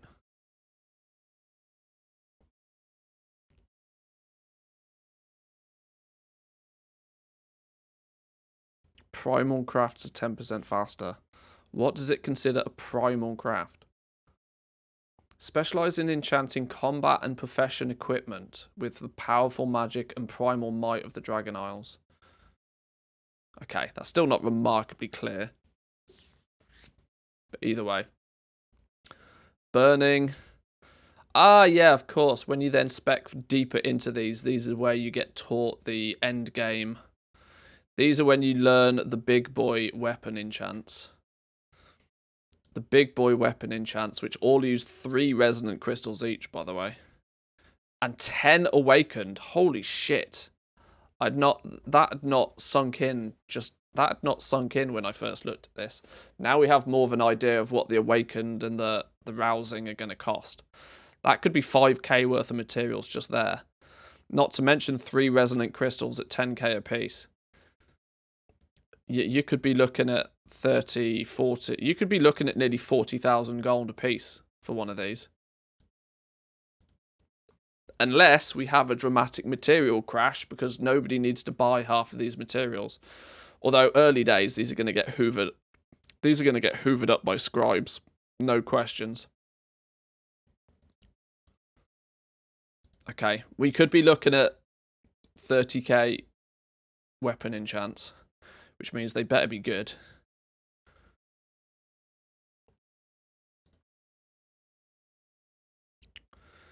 Material manipulation, improve at modifying equipment for your every need, gaining +1 skill in this specialization. When crafting material manipulation enchantments. They really need to make it a little bit more self-explanatory what they consider a material manipulation enhancement. You would assume that that is then, and like I said, you would assume, but I don't know. Either way. The fun things are here. Devotion of Avoidance, Devotion of Leech, Devotion of Speed. That's the one that people might want. Is it this one? This is the one you really want. See, this is the problem, right? There's 2 ways I feel you can go.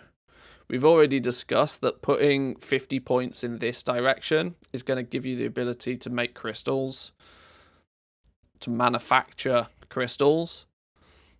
Yet going this route as an alternative, similar amount of points will unlock Draconic Inspiration, which is going to be, in my opinion, a must-have for anybody that cares about crafting.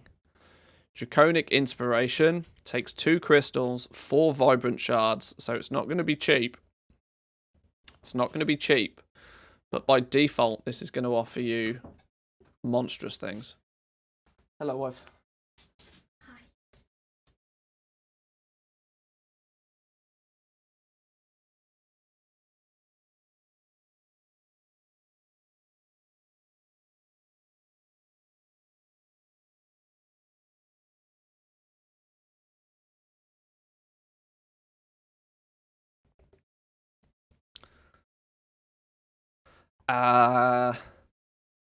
Although, I've just realised they've nerfed this into the ground. They've absolutely nerfed this into the ground. This went from being something that I thought was going to be an absolutely mandatory must-have enchant for everybody, and they appear to have nerfed into the ground. This is going to give you 24 inspiration. Up to 32, which with that step up might be, we go from 24 to 32 to 40. 40 inspiration. It's still 4%. It's still a 4% inspiration buff. It will still be mandatory, but it's going to be a lot more difficult to justify the price of it.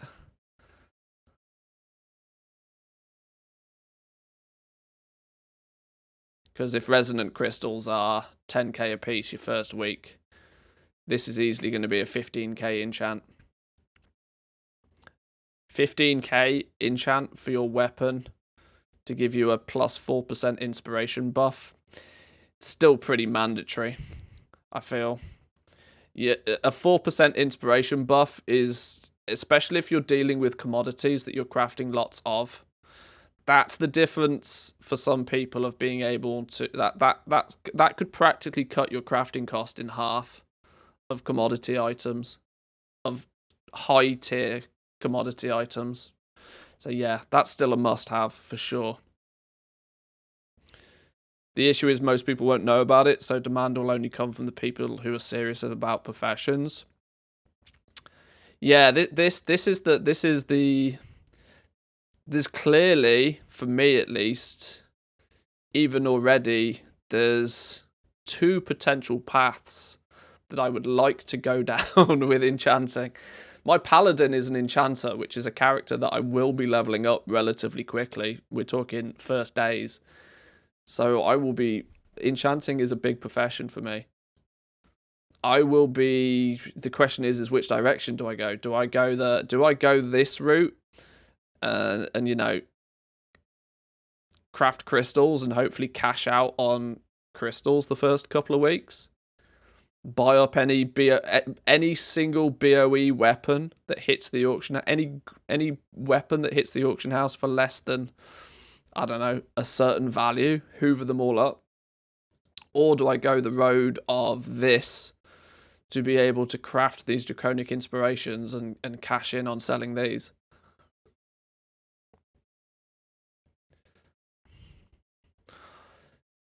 I think I know which road I will go, but will it be all weapons though? Well, this is what we might want to do a bit of testing on. This is what I wanted to do some testing on stream today, is to craft up a bunch of weapons, find out if there's any weapon that's craftable, which there clearly is. There's clearly some weapons that will be craftable that if you then disenchant them, what happens? For example, it would not surprise me if we take a look at tailoring. Where's my tailor? Cloth crafting.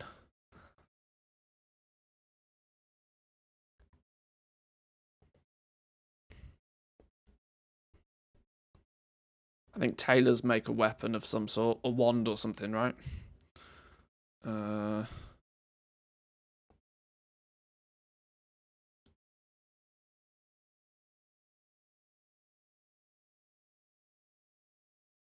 Or do they not?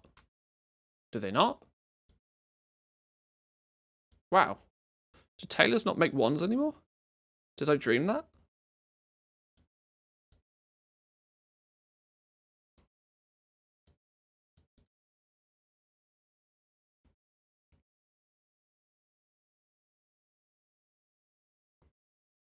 Okay.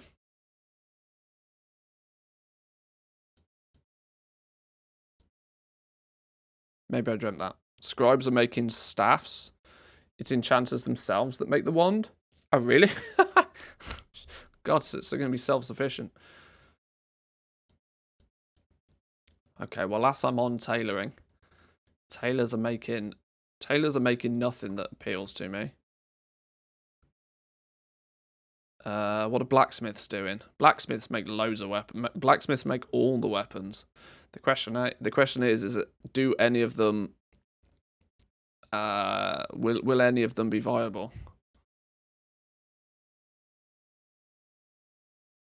Right. Draconium Axes. What's the cheapest mass producible weapon that isn't going to cost a bomb? 6 draconium, or let's say 200 gold apiece, 1,200 gold, plus 12 terabyte, which could be another 600 gold apiece. These are 2k apiece.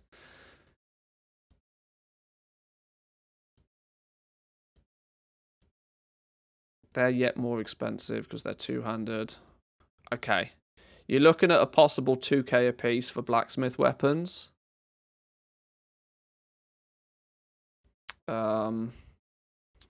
Yeah, 2k apiece for blacksmith weapons. Can we do any better than that? I'm sure we can do better than that. Jewel crafting doesn't make any weapons, I don't think.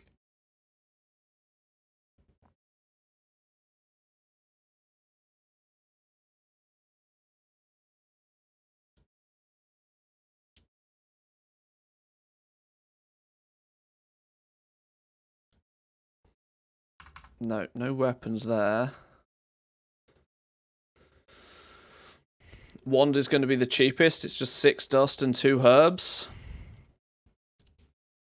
That sounds very much like enchanters might be able to do all of this in-house then, not even requiring the need of anybody else.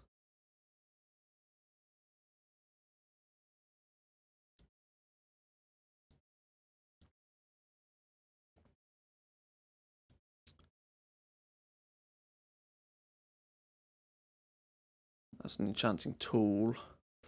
6 dust and 2 writhe bark. That's going to be practically nothing.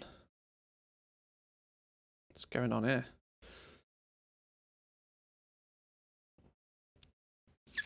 That's going to be practically nothing. Oh, damn.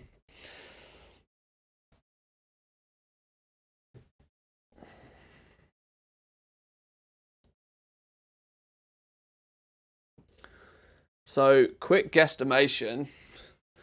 Let's say a piece of dust is about... Let's say a dust is 150 gold. 6 times 150 is what, like 900? Plus 2 writhe barks. These are going to be less than 1,000 gold crafting cost. Easily less than 1,000 gold crafting cost. The question then becomes is, at 1,000 gold crafting cost a piece, at what frequency can you disenchant them to make bank? Let's test. Let's find out. Where's me? Scribe, gems. Where's me? Was it enchant dude? Have I got enchanting twice? Enchanting fox, this one.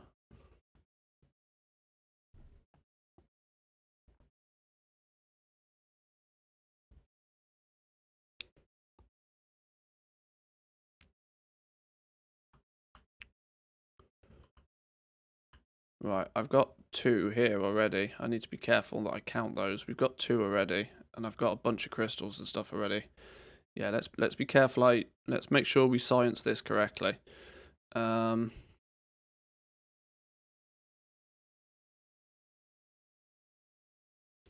going to first need to put 50 points in here, which means I need 50 points.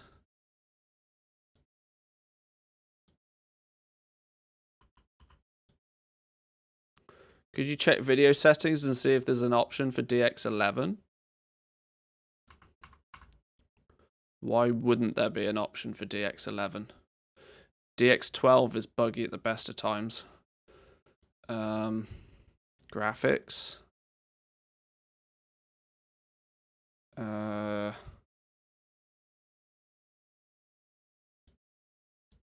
DX11 Legacy. So let's unlock this. Let's put 10 points in here.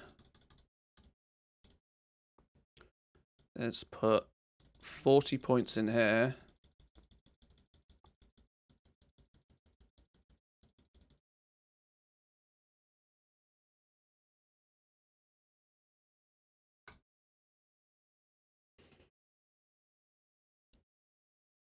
I think you need to reset your enchanting though, so that you only have 50 points invested. Oh, I've got enchanting on a few characters. I've got one where I was just powering it, and this one, which is a more accurate representation of what will happen when the game goes live. Then we would need to make as many of these as we can get our hands on. I have a bunch of them already, so let's put you up there. You up there. That's 2. I need to make 98. So let's buy some dust. Let's buy some writhe bark.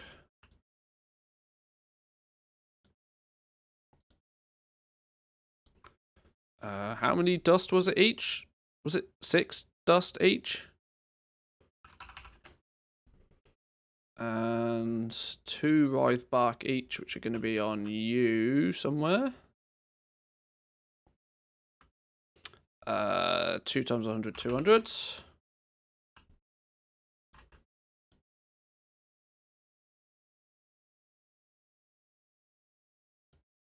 $103. Where's my writhe bark? There we go. Let's just delete these.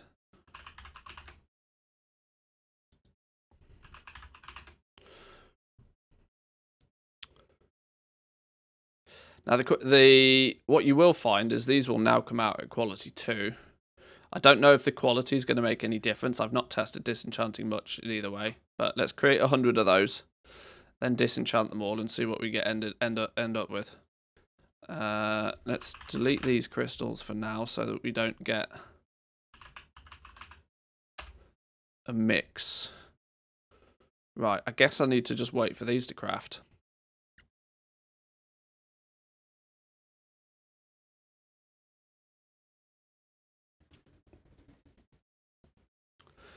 Yesterday I saw the new minimum requirements for Dragonflight and it was DX12 minimum.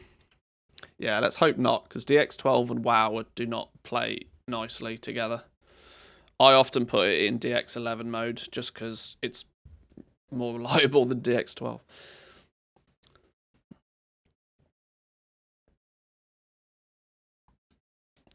What does Enchanting offer that you can offer up in the order system? Practically nothing. Enchanting is 99% commodity. All of the enchants are going to be commodities, so your competition is going to be the entire realm. The entire region. So staying ahead of the game is going to be key if you want to actually make a bunch of gold with enchanting. We've quickly come to the conclusion that getting access to crystals is going to be the tough challenge until Mythic Plus opens, which is going to be, you know, we already know that Mythic Plus is not going to be about for 2 weeks. So in that first 2-week period, is there anything you can do to be able to mass produce crystals to sell them to the market? That's what we're trying to work out right now. Some simple maths estimates that these enchanted wrythebark wands might cost less than 1,000 gold a piece to craft, and that's giving a quite high value to dust. That's assuming that each dust is 150 gold a piece. There's likely to be the case to which you could take one extra level to this and manufacture dust first and then just buy the wrythebark. I'm sure there's going to be a cost-effective way of generating chromatic dust. But I tell you what, we've got 62 of these still to craft. I'm going to use this opportunity to go grab a drink real quick. I'll go grab myself a drink, take a quick 2-minute break. Once these are crafted, we'll disenchant them all and we'll see how many crystals we can get out of it. I'll be back in 2 minutes, boys and girls. Occupy yourselves.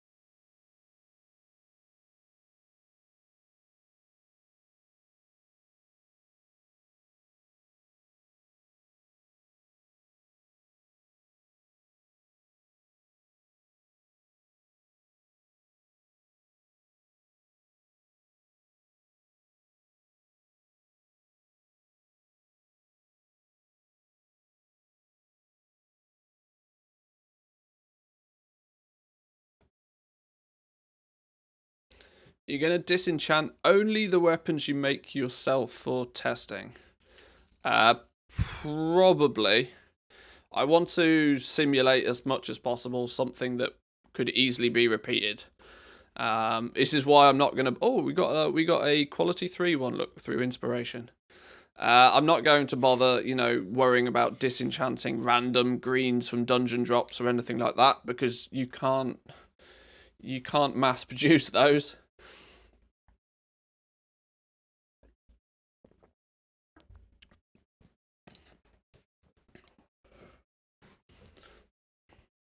Right, how many left to go? 6. 5. With a 5% inspiration proc, you would have assumed that we'd have got more quality 3 ones than this, but what are you going to do? I wonder, actually, if at only 49 skill, would inspiration even... What? You have a 5% chance to be inspired, crafting this recipe with 17 bonus skill. That's a dog shit level amount of inspiration bonus. That's still okay. On that premise, then, I have categorically no idea. Oh, you need to get to skill 65 to guarantee a quality 3. Enchanting is so broken right now. The recipe difficulty is 100. I have 49 skill. Oh no, because of course it's a weapon, isn't it? There's 5 skill levels. I'm so used to everything only having 3 levels. Okay.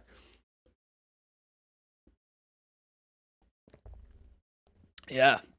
Sorry, I'm so used to I've been focusing so heavily on items that only have 3 quality levels. I forget that weapons and armor have 5.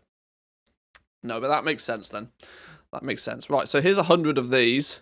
Let's get rid of all of our dust. Now let's disenchant all of this lot and see what comes from doing such. We are going to need this button lots of times. Right, let's go. Why is it over here? I should also check, quick sanity check, that we do have the right number. 1, 2, 3, 4, 5, 6, 7, 8, 9, 10. 10, 20, 30, 40, 50, 60, 70, 80, 90, 93, 4, 5, 6, 7, 8, 9, and the one I disenchant. Right, yeah. Click the mass disenchant button. Yeah. If only. Absolutely put auto loot on though. Not quite sure why my tooltip is turning up all the way over there.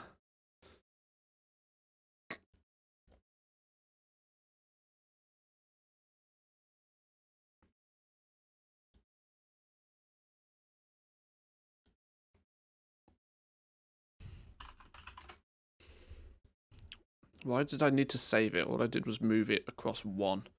Auto loot. Options. They've moved auto loot, haven't they? Yeah, they've moved it into controls. I knew they'd moved it into controls. Just as I learnt where it was previously, they went and moved it again. Right. Right, let's go.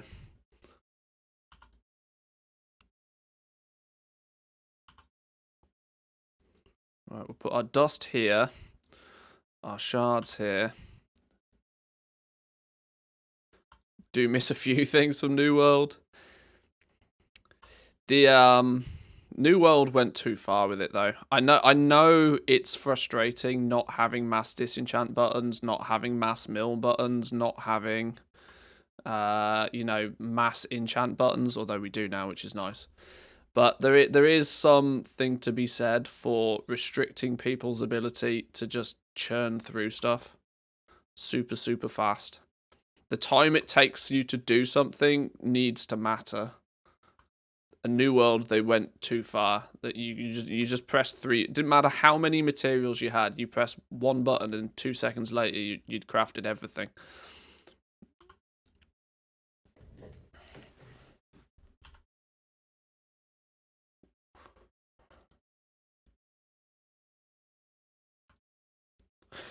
This is not doing very well for giving us crystals.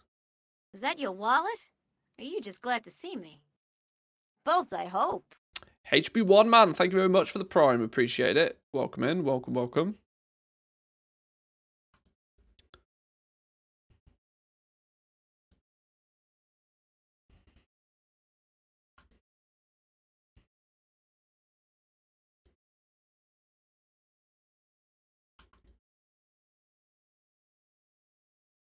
Right, sanity check time. I haven't done goofed. I did put points in this, didn't I? Learn to better disenchant weapons, gaining a small chance to acquire additional resonant crystals. Yeah, I did actually spend the points. I'm starting to, like, question because we've not had a single one yet.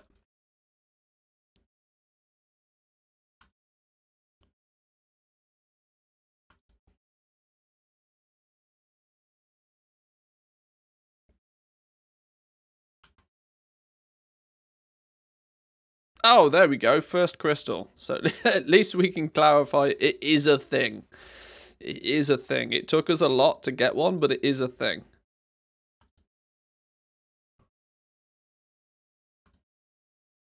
Blizzard heard you, clearly.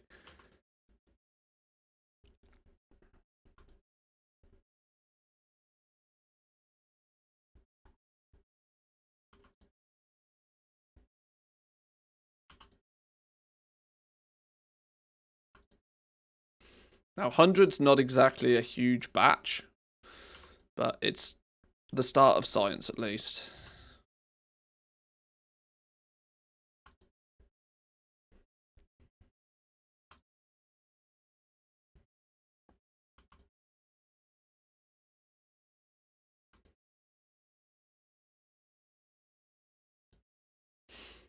Okay, this is not great so far. This is not great so far. We're on 1. That small chance is clearly very small.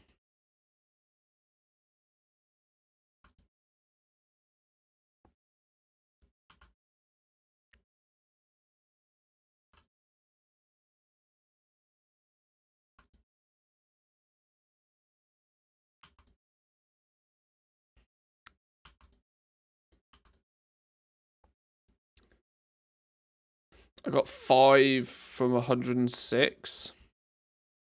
I think RNGesus is against me then. It's like getting a mount, million runs and nothing. Yeah.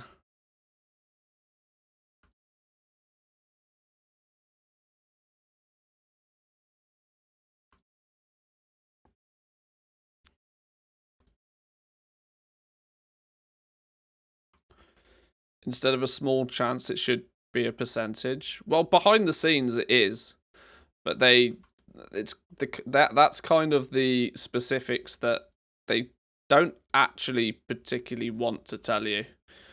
Because you know, the less you know. Hey, there's a second one. The less you know, the harder it is to game it. But of course, we can just do this and game it either way. Exactly the same with prospecting rates, exactly the same with milling rates. Those that know and know how to figure it out will figure it out. Those that don't will just guess.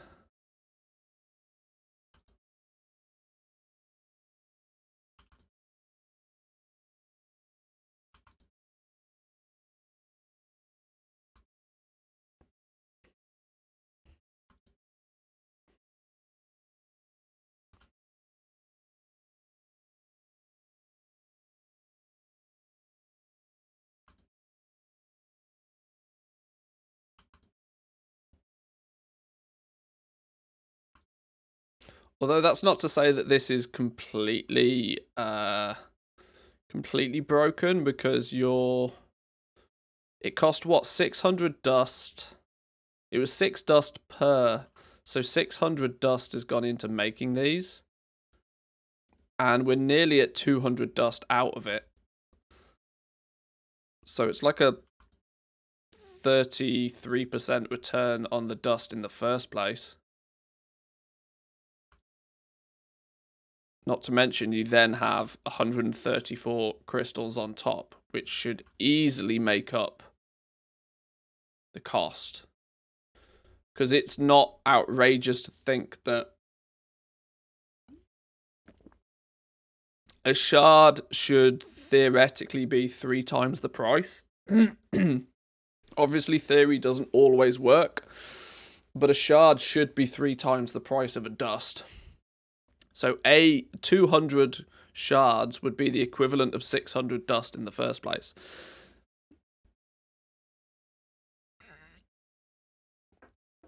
So what's that? 139. If you multiply that by 3 to convert it into dust values, you got 417 dust worth of shards. Add on the 199 dust you get from disenchanting it. You've actually, you've paid, the dust is covered for. The only actual realistic cost of doing that was the Wraith bark, which was a stack of Wraith bark. Let's just say 200. It was 2 Wraith bark per times. So 200 Wraith bark. Let's just say they're 20 gold a piece.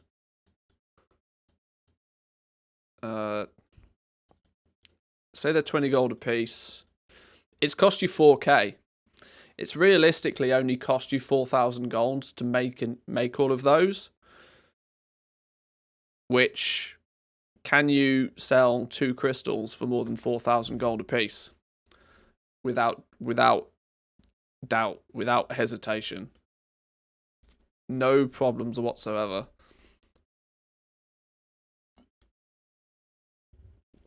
I wonder if there's how quickly and easily can you shatter and into 3 of the lesser rarity?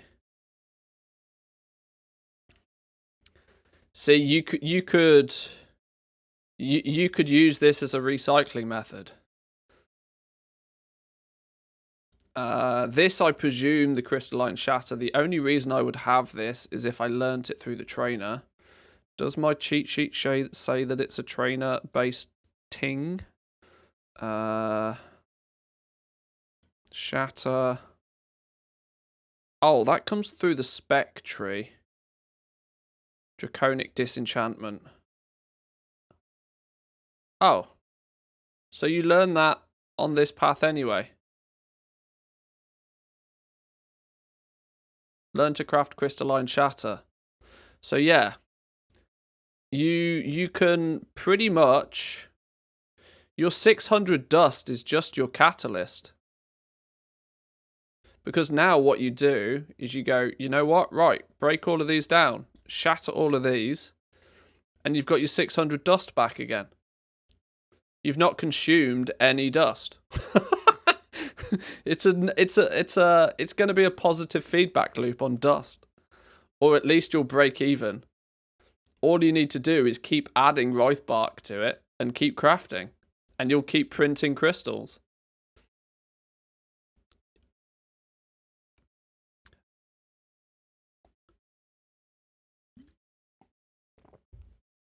This is this could be a bit of a money printer if it stays the same. This could be an absolute money printer. Your base, like, even and I quite honestly believe that 100 disenchants to get 2 crystals was less than average. Somebody else disenchanted 106 and got 5. So let's just meet in the middle. You know, you should be expecting 2, 3, 4, maybe 5 crystals for every 100 disenchants. Have we stumbled across a crystal printing machine? Is this a little crystal printing machine? This could be funny, couldn't it?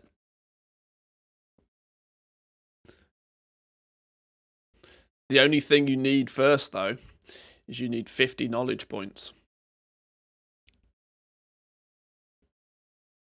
I like the sound of this. There is nothing better than being able to produce something that nobody else can produce on a region-wide auction house. Now, I'm very aware that broadcasting this to 100 people might cause problems, but it's all on the Wraith Bark, which isn't too common, and a lot of stuff needs it. It's common enough if you know where to look for it.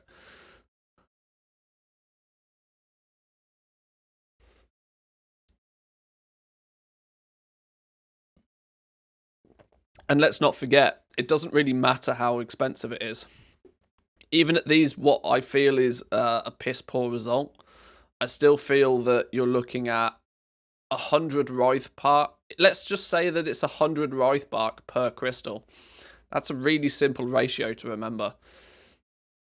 If your Wraith Bark is, 50 gold a piece, that makes your crystal 5,000 gold. Sure, you got to do a shuffle. It's one of the first. It's a week 1 viable shuffle for crystals, which I think is just quite interesting.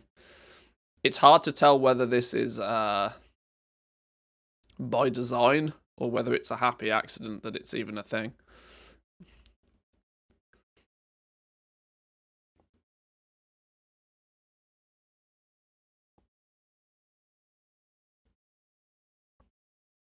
So once these have finished disenchanting here, or shattering, we should have put 600 dust in.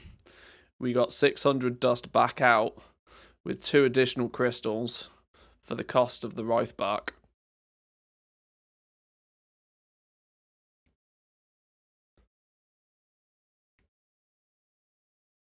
Nearly there. 577, 580, 583.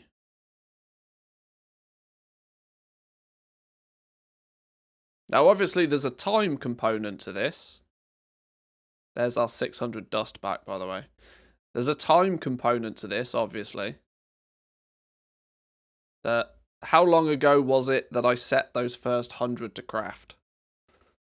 A cycle is taken as 15 minutes to craft 100, to disenchant 100, to shatter the crystals back into dust. Maybe 15 minutes to do a cycle, so you could do 4 cycles an hour. You could be getting, let's just say 2 is the average. You could be getting 8 crystals an hour by doing this, assuming that you can get a steady supply of Wraith Bark, which you will, because it's a region-wide auction house. It will always be there. It's just, depends at what price. This is the thing that I don't really think that people understand fully about the region-wide auction house. There is never going to be a scenario where there won't be materials available. There will always be materials. Always be materials. The question is are they at the right price for you? And if they're expensive at the moment, it won't be a case of that you can't buy them. You just might not want to buy them because of the price. You'll have to wait until they come down to a price you do care about. Question is do I do the same? Do I try the whole thing again to try and get a better average, or do I just call it a one-time wonder, note it down, document it, check it again in 6 weeks' time, see if it's still a thing? I think that's quite interesting. The first clear, and it's a self-contained shuffle as well. It's a self-contained shuffle with Enchanting.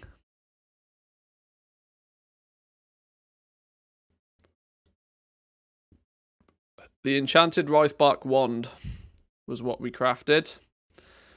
6 dust, 2 Wraith Bark.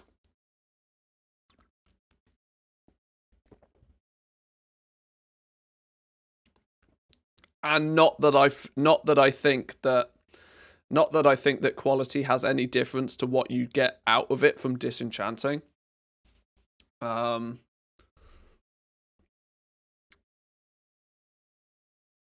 I really hope it doesn't anyway. But either way, even with quality 2 wands, it was still a net positive result. Minus the Wraith Bark. Net positive in terms of enchanting materials. Gonna have my 5 accounts shuffling all day long. Let's say you get 8 crystals an hour. If your crystals are 10k a piece, in the first week or 2, because they practically don't exist, you're still getting, that's still 80k. That could be 80,000 gold an hour just shuffling.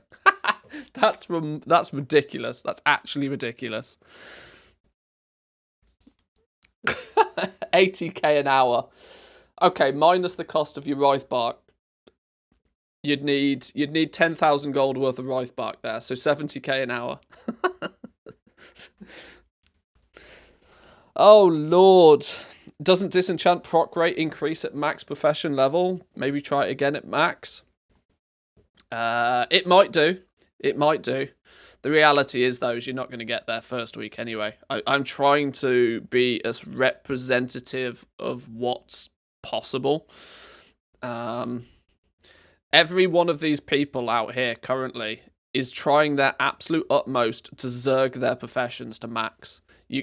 And it's just the wrong thing to do.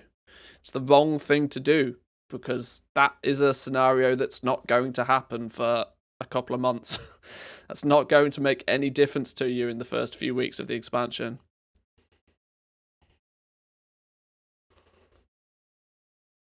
All of these people here right now, I guarantee they're doing everything in their power to push their professions to 100 skill.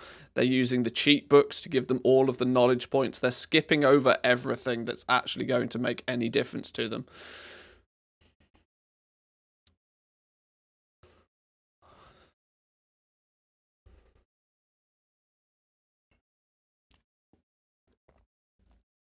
Epic shards were up to 25k for the first couple of weeks of Shadowlands. It'll be less this time if there is a shuffle. It's a shuffle that's got a really strong barrier to entry, though. It's a really strong barrier to entry because it's only made possible by putting 40 points in this one specific node. It's only made possible by maxing this node out. Prior to getting 40 points in here, it doesn't work. To put 40 points in here, you also need to put 10 points in here. So you need 50 knowledge points. You've really got to be min-maxing what you're doing to achieve this. It's super niche. It's very unlikely, without doing testing like we've done, that somebody would accidentally stumble across this. Which means there probably won't be too many people that will even be able to achieve this in the first week. I shit you not, the first few people that do will make bank. A nice cheeky little 50 to 80k shuffle in the first week. That's far more lucrative to me than running around on my far more lucrative an idea for me to be than running around gathering. Let me put it that way. I'm stealing it, thank you. Like I said, streaming it to 100 people probably isn't going to help the situation, but I'm not in the game of keeping secrets. So, what's the average daily knowledge available? It's not actually that high. Your knowledge gains, the dailies don't seem to be dailies, which is a little bit weird. And there seems to be hidden weekly caps to knowledge gains. Which is presumably so that they can dot knowledge gains around different activities, which all add on to the same weekly cap. The weekly cap is presumably not very high either.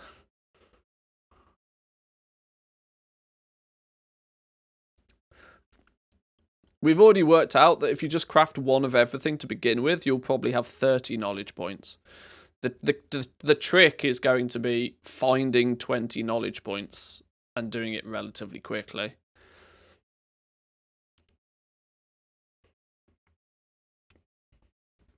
I can think of 7 off the top of my head. That leaves 13 that are a mystery.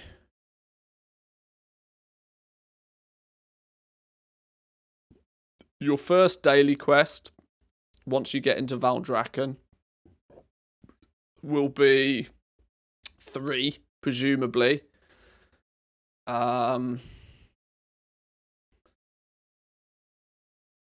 You can get 4 by doing the one-time quests in the Anaran Plains. So that's 7. If you can get 100 artisans metal, which you should have got from first time crafts on these 30, you should have 150 artisans metal, to be fair. You can then go to the vendor and buy 7. Oh my lord. Oh, this could be a day 1 thing. This could be a day 1 shuffle. Day 1 enchanting shuffle for crystals. That's big. Day 1 if you know what you're doing.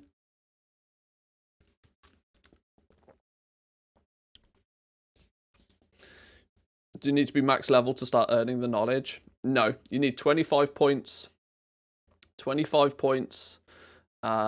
25 points in your profession to unlock the specs. You'll have been gaining knowledge points passively in the background. Then there's nearly all the zones that have treasures to pick them up that are going to contain them. Yeah. Other 30 crafts doable day 1 though? Oh, absolutely. Yeah, easy. Easy. Easy. Leveling enchanting doesn't take a lot of materials at all. We've got the leveling path here. Quick count of materials, you're looking at... you can disenchant to get your first 10 points. I think it's 10 points you can get from disenchanting. So let's assume that you do get your first 10 points by just disenchanting some random ass greens.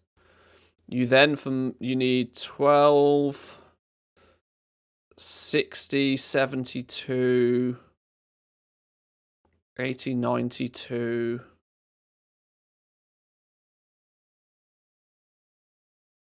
Yeah, you really don't need. You need less than.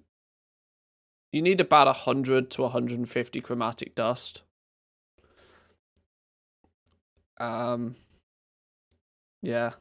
Not you could do this day one, no question about it. If you're disenchanting just everything you loot, you're going to have a nice amount of materials. Yeah. I got more than 10, I think. You might be able to disenchant even further than 10. The further you can go with disenchanting, obviously the lesser the amount of, you're going to want to make one of everything though, let's not forget. Your goal here is to make one of everything anyway. But it's a region-wide auction house. Like I said, within a matter of seconds of the expansion going live, materials will be available. The question is are you willing to pay the price for them? There will never be a scenario where materials aren't available.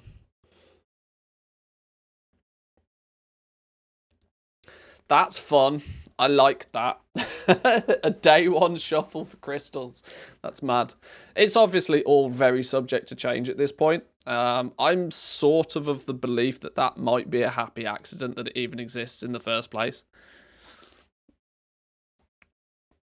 But it's also nice to see that the disenchant rate is not actually very high.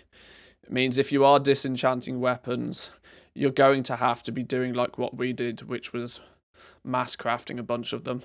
Although the irony is because your chromatic dust is a net positive, all you need is like, you only need like 100 dust. You can start with any number of dust, and the more you do it, the more dust you'll end up with. You always end up with more dust than what you started with, so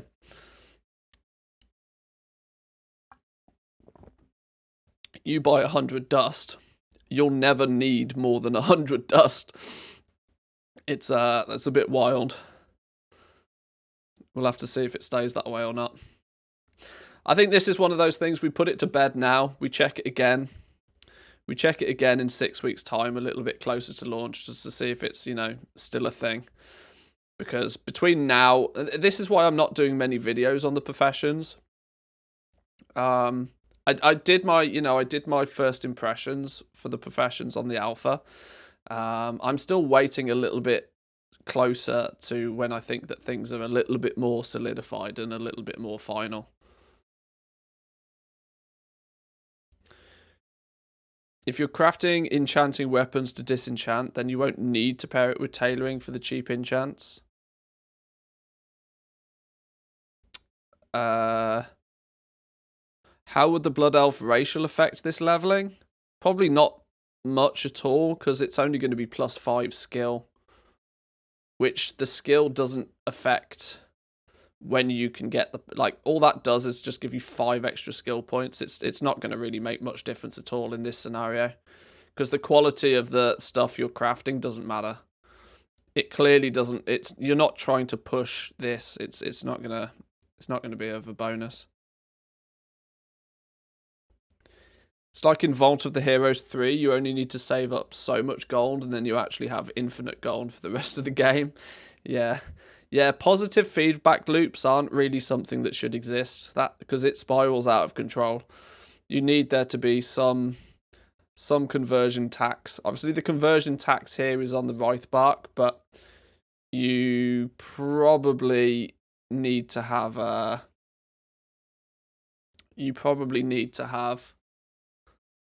it not return more dust than you started with.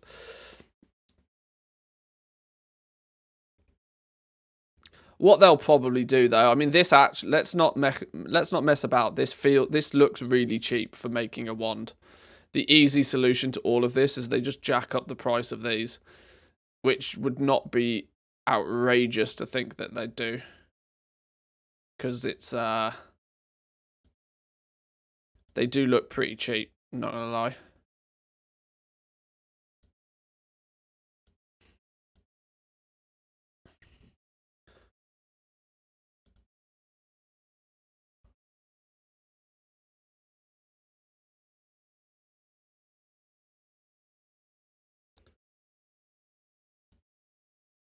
Yeah, compared to the endgame one, they're an absolute bargain. Who knows?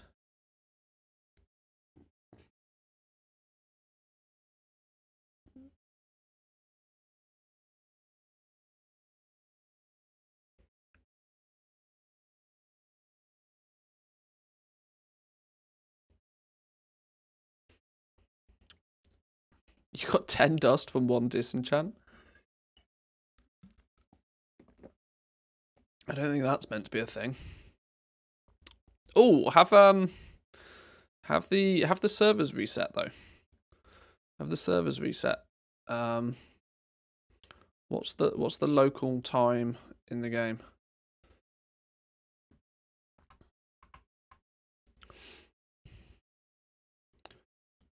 I wanted to go check something real quick.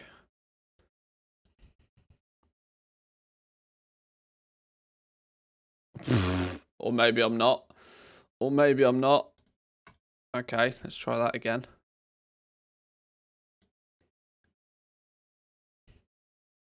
Still a few hours till it resets, I think.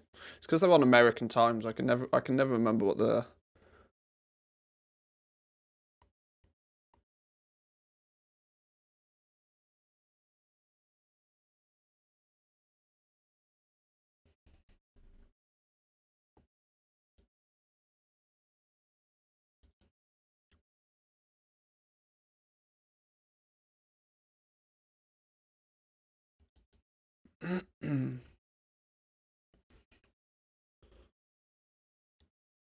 Disenchanted 100 myself, ended up with 239 dust, 134 shards, and 3 crystals.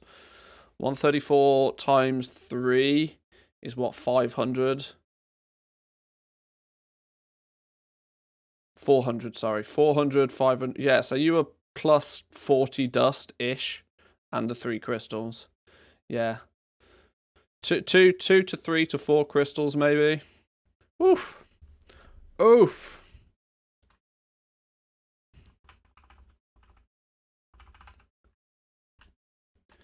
Day 1 enchanting shuffles. Well, well, well.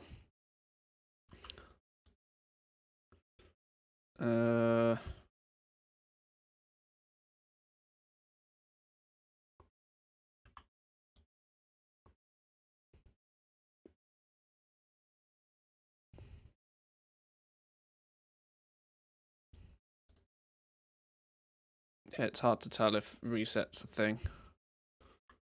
I don't know.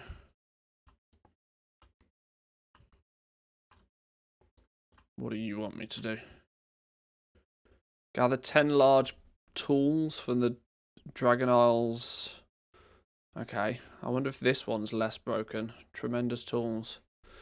These so-called daily quests don't necessarily feel very daily. If that makes sense. It probably doesn't. The only thing I did was get to 25 to unlock the specs and then used 50 points. Yeah.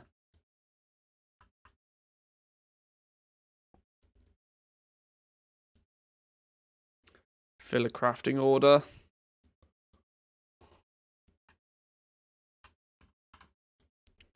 It's going on up here.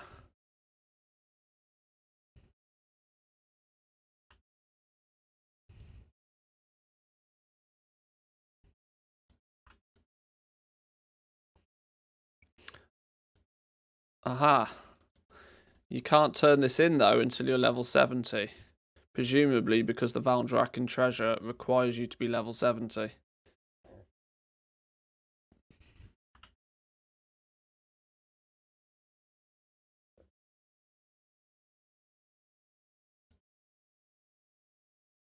Okay, that's busted. Or it may be intentional. There's your incentive to hurry up and level to 70 then, isn't it really? Oh, even at 70 you can't turn it in? Oh, is it completely scuffed? Okay, fine. PTR instance teleportation. You weren't a thing a few days ago.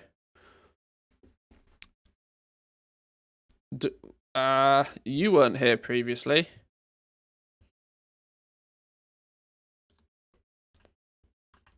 This isn't normally the realm that Okay.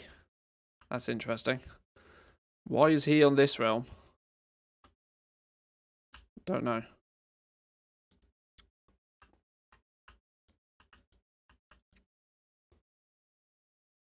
Who are the Obsidian Outcasts? Okay.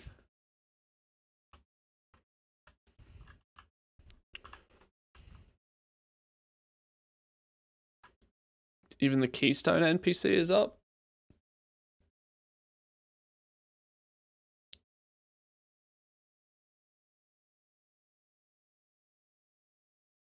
People have said that if you have max renown, it lets you. What, hand in that quest? I've got max renown on another character. This fella's capped with Dragon Scale Expedition.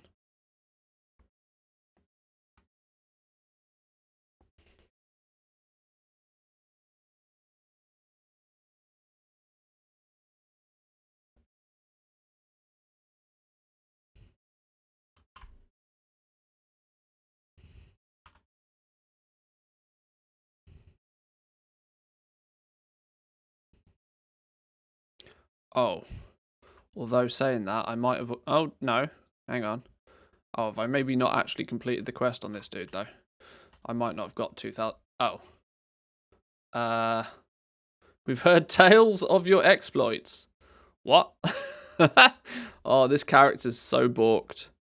This is really frustrating. My one and only level 70 that I, have access to is clearly busted. Clearly needs to just be deleted and remade, which is not necessarily straightforward or easy to do.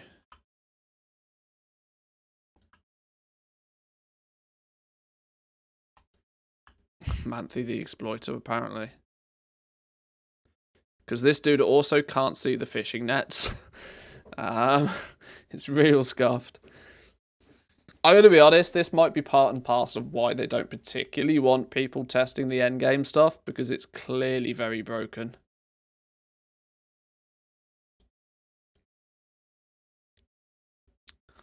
I could go do on the camp dailies and stuff, I suppose. Don't know, it's weird. I don't have much of a desire to actually test things on the endgame, on this realm, since I know this character's completely busted now.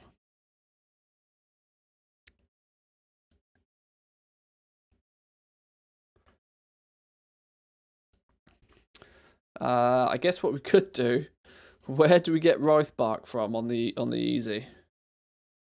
Writhe Bark is a herb found on the Dragon Isles. Can be found wherever there is an abundance of trees or foliage.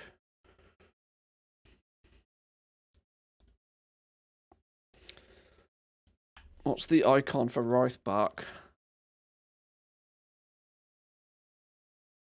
I think Writhe Bark is going to be an Anaran Plains thing. Or a Thaldrassus thing. Here we go. There's Writhe Bark over here.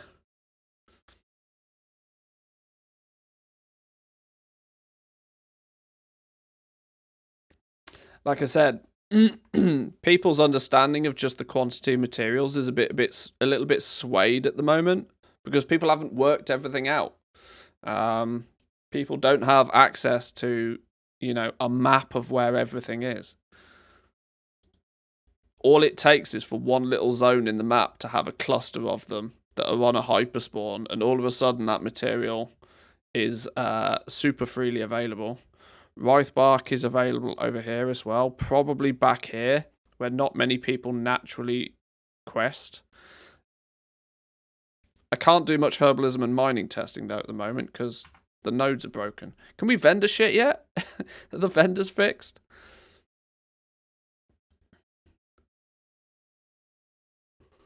That's not the button I meant to press.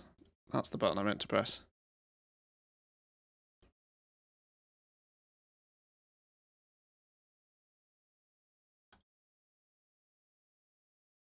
Nope, still can't vendor stuff. Still can't vendor stuff. The game is in a real shoddy state at the moment. Yeah, I know there's add-ons you can install and you can just drag the icon. I know there's lots of all of those tricks, but I'm not about to start installing add-ons just to be able to fix problems. I just find it amusing that for some reason you can't vendor anything. Okay. There's not much to be done, I suppose, on these realms, considering everything is a little bit balked. What I can do, though, is try and figure out an easy path to victory for tailoring. Or not, apparently.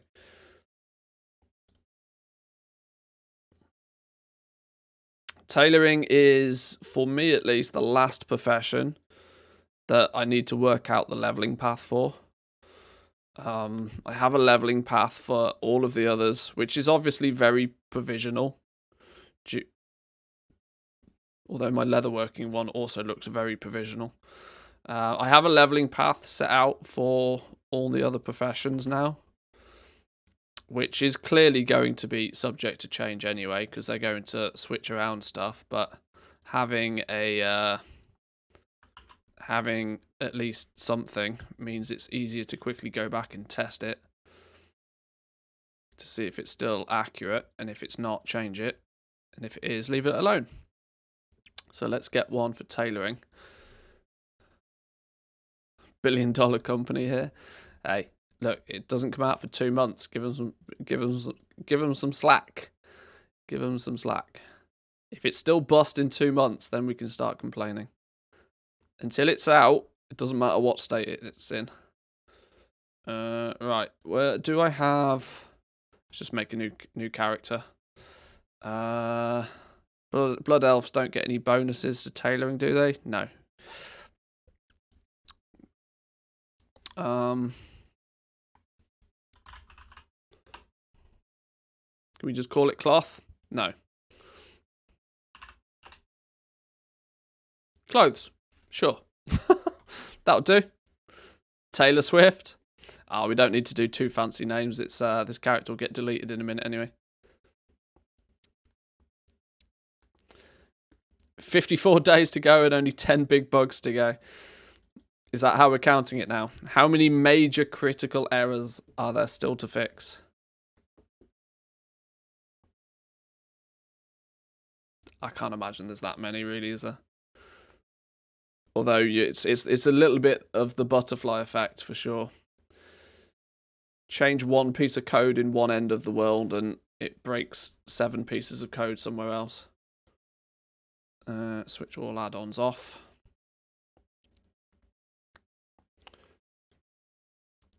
Right. Tailoring then. What does tailoring consist of? Tailoring has the interesting cloth mechanic, the interesting generation, the unraveling, the creation of thread, which puts a twist on not maybe needing quite... It doesn't work in quite the same way as vendors, and it becomes slightly worrying that there is likely to become I would foresee quite a high floor price on cloth, which, if you know, the start of Shadowlands taught us anything, is that if you end up being able to find a piece of cloth, craft something with it, and then sell that thing to give you an average price of 8 gold per cloth, we have problems on our hands very quickly.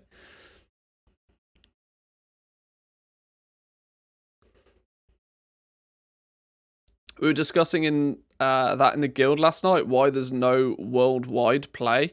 The game's so old, the tech didn't exist back then, and they didn't mess around with the underlying code being one that we came up with. Yeah, the reason why EU and NA will never get to play with each other is probably because it's so heavily baked into, you know, the foundation of how the game works, They can spread things out across a region, but there's just nothing physically connecting the EU and NA together right now. That's one of those things that you'd kind of have to build up from the ground up, which they're just never going to do. I find it very hard to believe that we'll ever get, you know, a global system in place. It'd be cool if we did, though. It'd be very cool if we did. Although, let's not muck about. It'd piss off the NA crew more than you could believe. Because if you made it a global economy in WoW, you would ultimately just make everything more expensive for the NA. Like, just clearly, the prices of everything in the NA would just go up. So I would imagine Team NA would probably be far less would be far less excited about a global economy in any way, shape, or form. NA gold making so much easier. Well, there's just less people over there trying to make gold. It's really simple, you know. There's lots of sweaty goblins over in the EU. Mainly down to the fact that there's lots of countries in the EU to where actually paying for the game in dollars is not really beneficial if you want to be playing the game, unless in your local currency you are already considered wealthy. You are probably likely wanting to play the game with gold, not with dollars. The dollar to the currency conversion is not favorable for many people. Anyway, off topic though. We are going to need a bunch of cloth.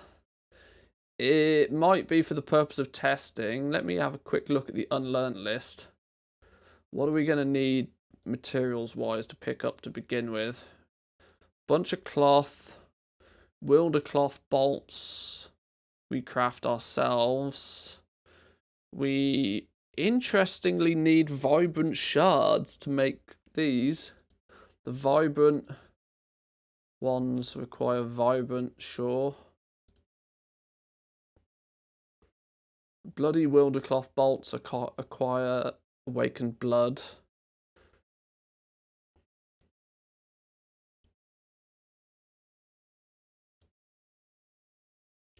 Chronocloth and Azurweave are the ones that want to cool down.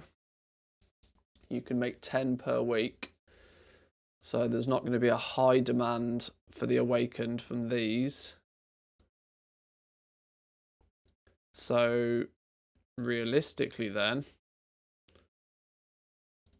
we're quite quickly not going to need a lot of everything. Not going to need a lot of anything. Wilder cloth and spools of wilder thread. 34 gold. 52 gold.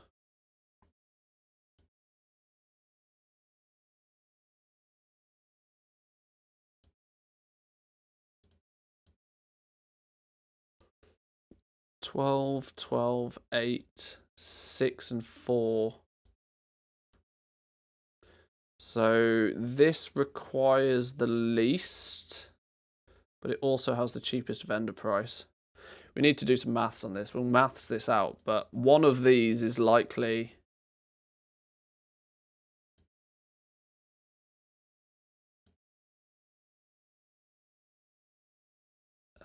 I sense it's going to be the treads.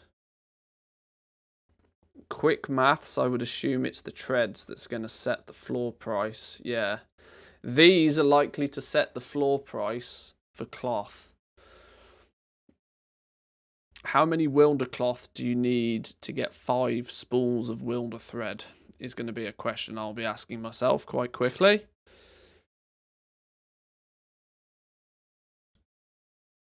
Okay, we can worry about all of that business in a minute. Let's get the leveling path in place. Let's buy some materials. Where's all the cloth? You've stolen all the cloth. Where are you? Alright. Tattered wilder cloth is what's going to be commonly found on humanoids throughout the Dragon Isles. Wilder cloth itself is a well-kept cloth found on the most powerful and rare humanoids. Okay.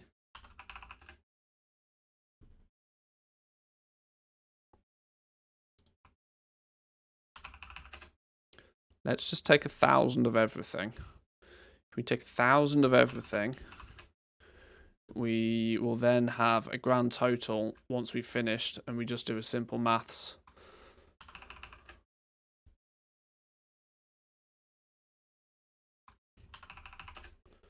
I assume spools of wilder cloth. Simple thread created by unraveling any type of wilder cloth. I'm assuming that these are not going to drop from mobs. So I'm not going to take these from the vendor. I'd rather see what the actual demand is from materials. Okay. Will you be looking at flipping materials early in Dragonflight? Oh, everything. Everything. I will be doing everything I can. Flipping mats is incredibly lucrative. A lot of what I do here, a lot of what I do with testing the professions will give me a good impression of what material prices will start at, where they will go, and where they'll ultimately end up. And so with that knowledge in hand, it becomes a lot more easy to speculate what markets will do. I'm interestingly, though, not actually looking to make huge amounts of gold out of Dragonflight. I am in a lucky position nowadays that I don't have to worry too much about making gold. I just want to have fun while I'm trying to do it.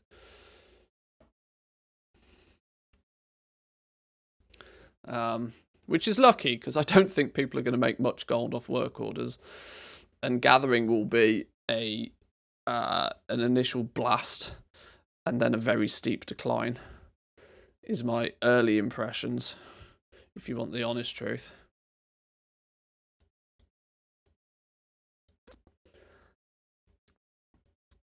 But anyway, where are we going to start with? Are we going to start by making Wildercloth bandages? Probably not. We're going to gain some skill points to begin with by unraveling, because why not? The question is does unraveling stuff... I assume these have all got different rates, right? I would assume that tattered Wildercloth is not going to give you very many threads.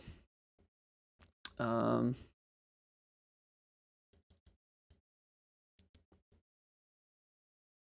1 thread per.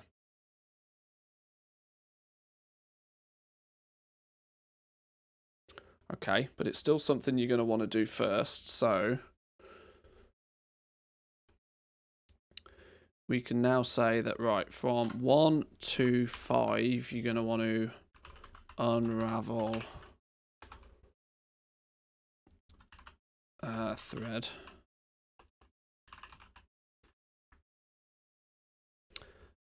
Probably, if you're lucky, 20 times tattered cloth.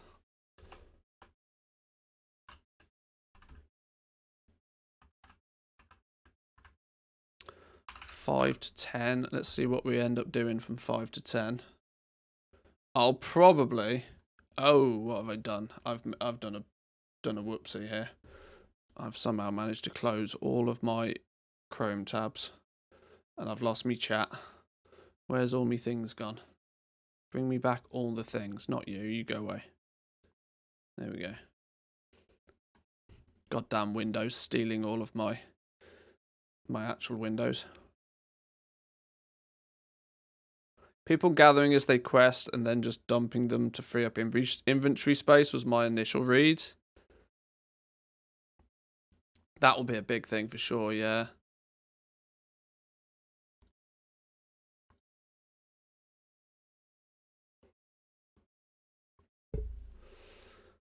So we can take the 4 spools that we created and add them to the Wildercloth to begin with, to make Explorer's Cloth bands off the bat.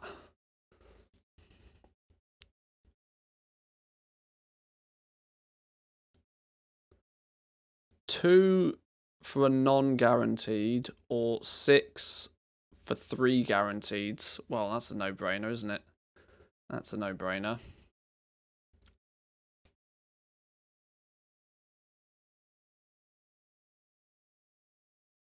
Two times Explorer cloth bands then.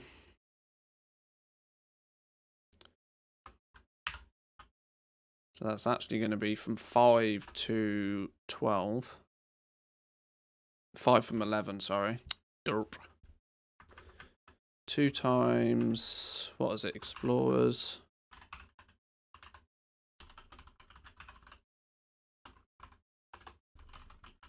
Do non-tailors get wilder cloth, or do they only get the tattered stuff? This could be a big change.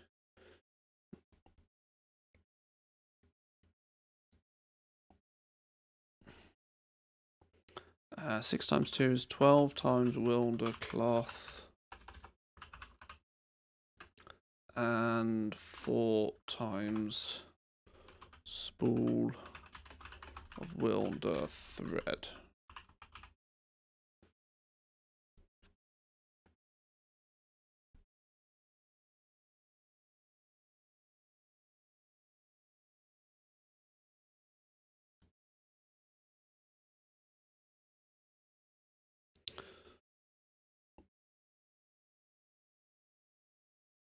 Got 15 tattered and 8 wilder cloth just from doing one zone quest just now. I have wilder cloth from leveling. I'm a leather worker and skinner. Okay. Because yeah, what I'd really obviously like to find out is that if there's going to be any 2x4 farming, which I'm quite sure there clearly will be, how much of an impact is that going to have on the cloth market? Because in the first couple, like, let's not mess about here. The first couple of days of Shadowlands was bananas for people going out there farming world drop BOEs.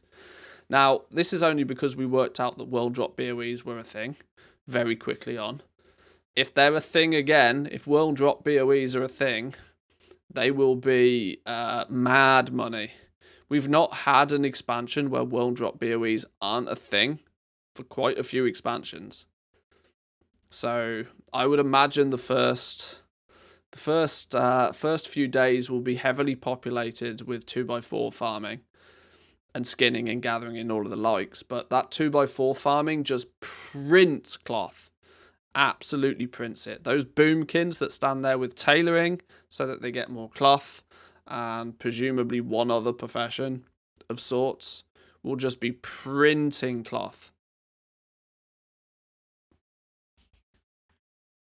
Because it always happens.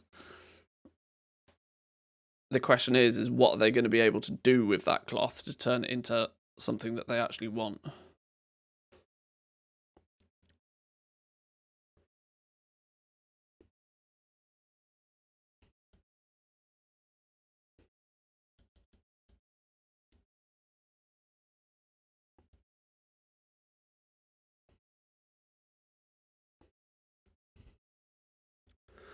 I'm also thinking that it might be worth just greying this out to begin with.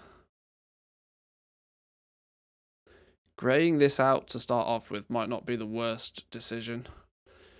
Because when you can get points for crafting materials, you might as well get points for crafting materials, because you're going to need those materials anyway. I tend to have this inbuilt strategy of always gain points by making materials if you can. Because don't forget, even if you don't use them, you can sell them to somebody else who does need them. When do they grey out at 10? Presumably they grey out at 10, right?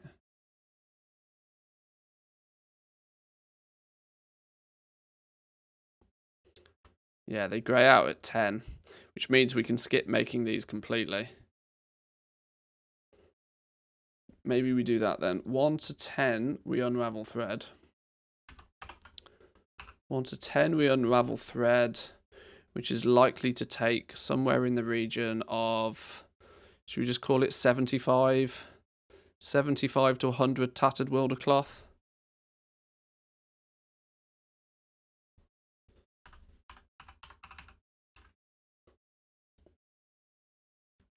Then we can go... Once we can no longer gain points from that, we can then look at making some of these instead.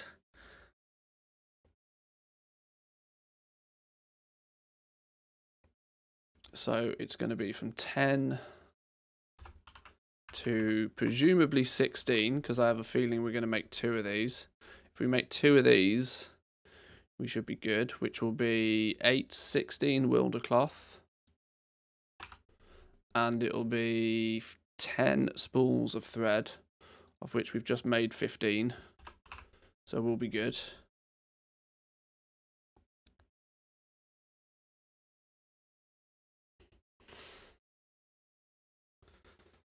Thank God there's the new auction house, because we're gonna need a lot of cloth. We'll have to see. We'll have to see what the demand is. I must admit I've not played around with tailoring enough to really understand it yet, but we'll get there. We'll get there. 2 of these is the sensible path from here on out, because screw bandages. That puts us at 16. With a bunch of new recipes available, we are now probably going to want to make these. We're going to want to take Wildercloth and we're going to turn it into Wildercloth bolts. Why? Because we will need lots of these in the future.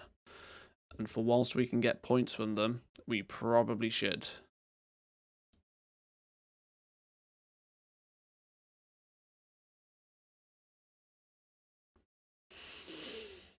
Or making one of those, because it's a tailoring in gives us inspiration and multi-craft. We might want to craft one of those now,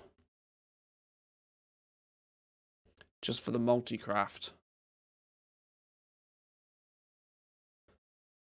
Doesn't seem to be much in the way of vendor mats. Wondering how valuable the Goblin Racial's best deal is going to be. There's not many vendor mats actually. So they're heavier in some professions than others, which still makes me feel that they might look at adding more vendor mats. The fact that tailors make their own thread nowadays is a clear reason to not need a vendor thread. But like what we were saying earlier, is that what vendor mats do is they bump up the absolute bare minimum price to craft something. And if the bare minimum price to craft something ends up being not too far from the vendor sell price of an item, you can control what the floor price is on materials. What's not easily achievable right now is maintaining a floor price on materials. Because 10 Wildercloth and 4 spools of Wilder thread is probably the equivalent of 15 Wildercloth. If you took 5 Wildercloth and turned them into threads, you'd probably get the 4 threads you need. So 10 plus 5, 15 Wildercloth. You can turn 15 Wildercloth into 25 gold in this scenario. Probably not very optimal, but it still means that Wildercloth has like a 1.5 gold floor price.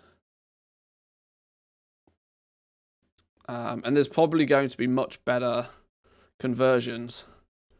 These, for example, 8 Wildercloth. Let's just say 12 to 13 Wildercloth, because if you can get 5 threads from 5 Wildercloth from unraveling it, 13 Wildercloth could give you 52 gold.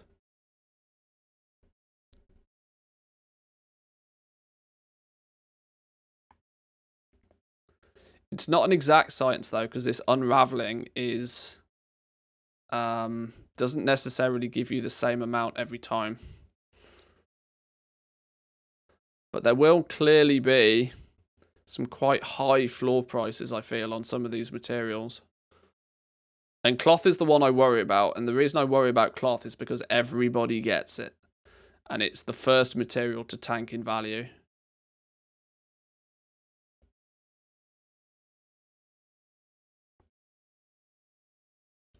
Anyway, I'll investigate that a little bit more. I'm trying to work out the cheap and efficient leveling path so far. We are at, what are we at? We're at 16 skill points. We presumably need to get to 20 before we learn anything else. So two crafts maybe. 32 slot reagent bags we unlock really quick. You get a 24 slot reagent bag through questing, meaning that people are probably going to quite quickly want a 32 slot reagent bag. These are going to be quite expensive though, because they require 8 Wildercloth bolts. And a Wildercloth bolt is 3 Wildercloth per 8, 16, 24. 24 plus a spool of thread. Those are not going to be very expensive at all, actually.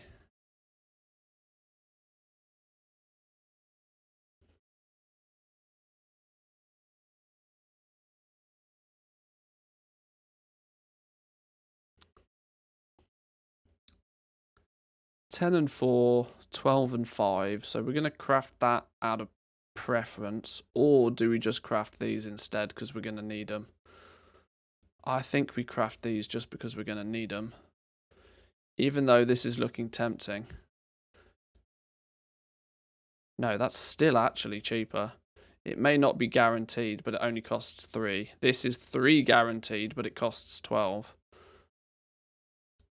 Or 10. Yeah, we're still going to make these. Wildercloth bolts. We're going to make these until we hit 20, I reckon.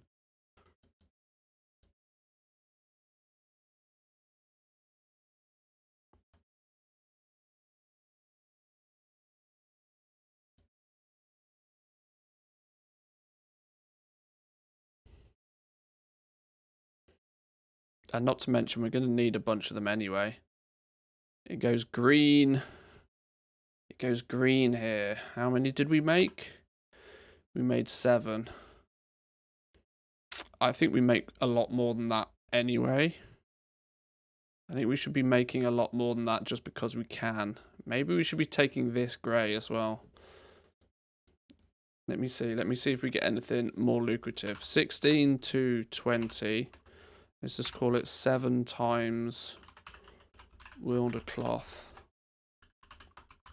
bolts. Which would be 7 times 3 is 21. 21 Wildercloth.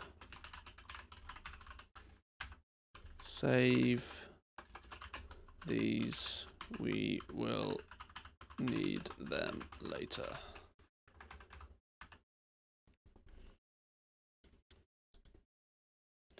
Now we have the option of either continuing crafting Wildercloth bolts, even though they're green.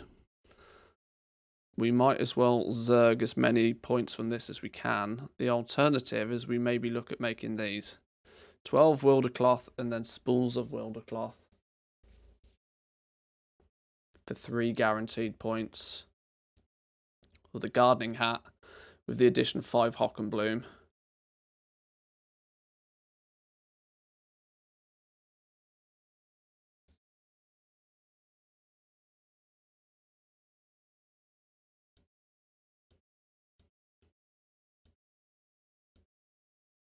I'm really tempted to just continue crafting more of these because I know we're going to need them.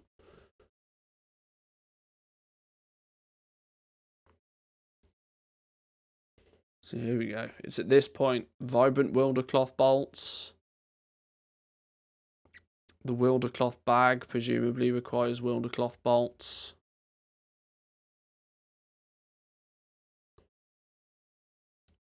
Or are we going to need them?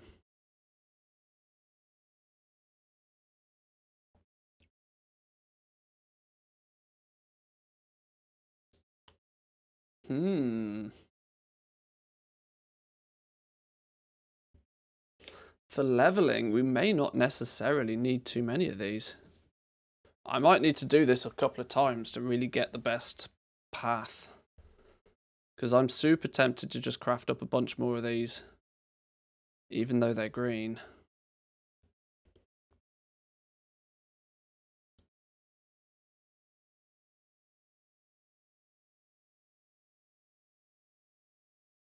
Alright, let's just make 2 cloaks. 2 cloaks.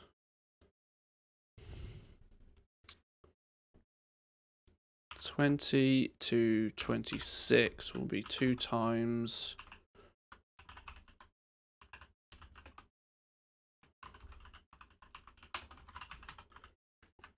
2 times those, which will be 24 wilder cloth.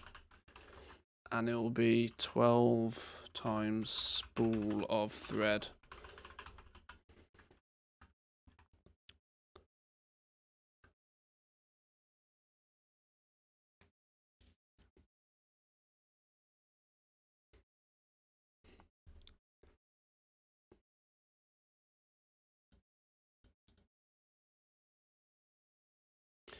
Is there going to be a significant difference between these two when it comes to unraveling? Probably.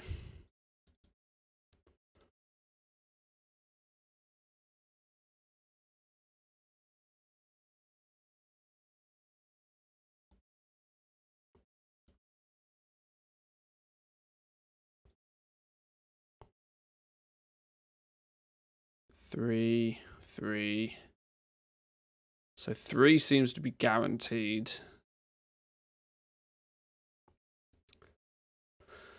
Okay. So you get 3 times as many spools from wilder cloth as you do from tattered. Alright. Roughly. Quick maths.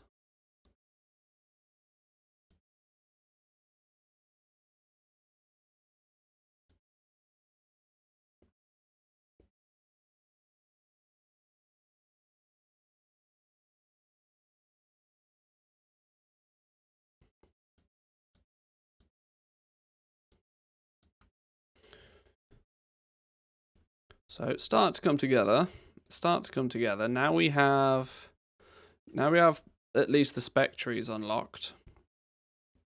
That's going to make a big milestone point in the leveling, unlocking your spec trees.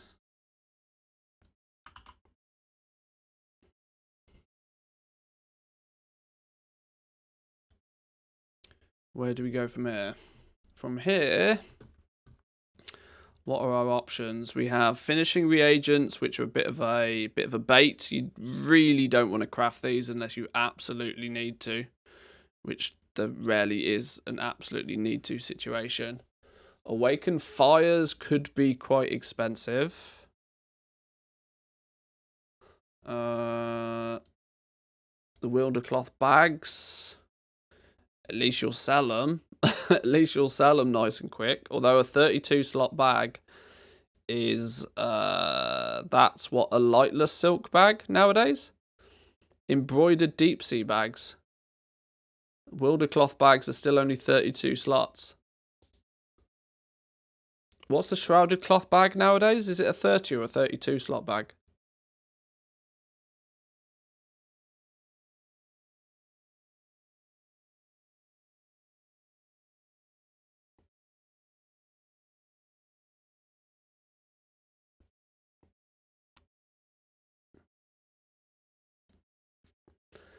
Eight cloth for 2 points guaranteed. Okay. Now, I don't know if we're going to need many of these for later on in the leveling process. If we need lots of these for later on in the leveling process, now would be the time to craft them because you get points from them. But I can't, at this moment, tell whether we're going to need to craft with a bunch of these. There's the Vibrant Spell Thread that is coming up that does need the Vibrant Wildercloth Bolts. The question is that going to be a requirement to craft those to hit 50? It probably is. You need 2 of them each. I reckon we need to make 10 of these now to be able to then make these. And making 10 of these now makes sense because we might get points from doing it. Which, to make 10 of these now... To make 10 of these now means we should have made yet more Wildercloth bolts already than we already did. We made 7 earlier. We should have pushed those even further. We should have continued to craft these even when they were green. 30 slot bag is like 100 gold right now. 32 slot is around 4k-ish. Okay.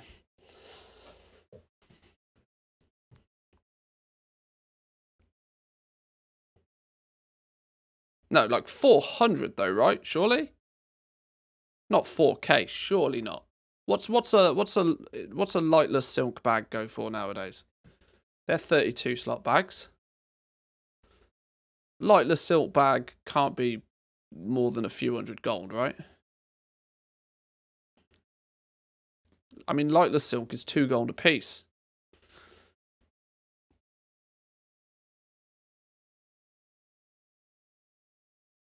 Yeah, 270. Yeah, okay. So you can use that as a means of reference.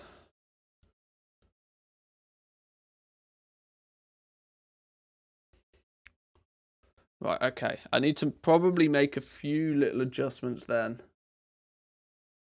If we can if back when we leveled, we green out Wildercloth bolts by making substantially more of them to then make 10 of these vibrant ones, we might get away with only making 1 Explorer's Tailored Cloak instead of 2. If we can get to 23 points by making Wildercloth bolts, because they're green.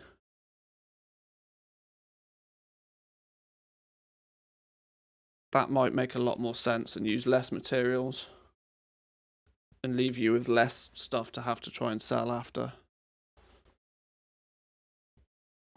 Shrouded cloth bags 108. The lightless silk pouch is 350. That makes sense. That makes sense.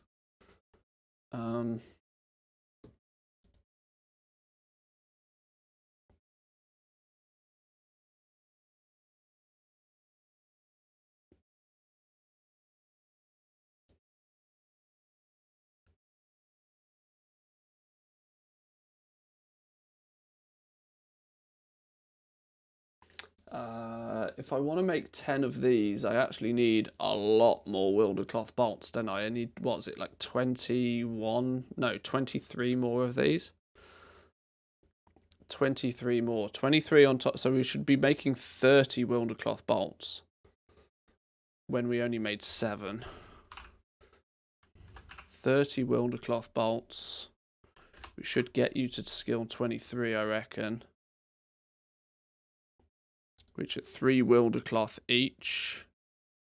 Is it 3 Wildercloth each? Is 90 Wildercloth you're going to need at that point.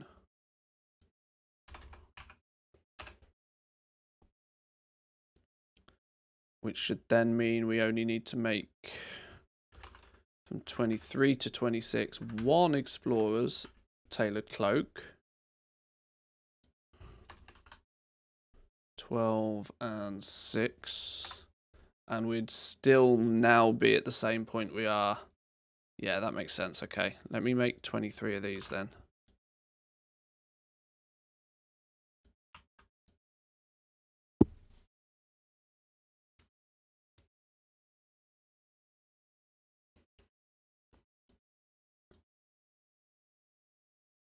Let's make sweet, sweet profit together. Mao with the Pride Get Prime Gaming. Thank you, thank you. Appreciate it very much so. Welcome in, hope you're enjoying.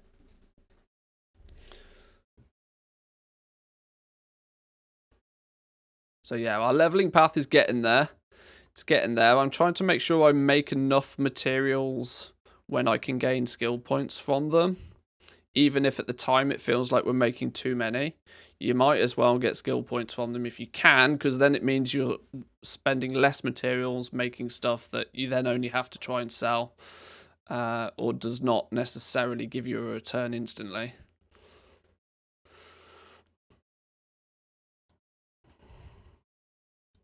Right, so that should now mean that with the addition of 10 vibrant shards, we can make 10 of these, which may get us to like 30, almost 35.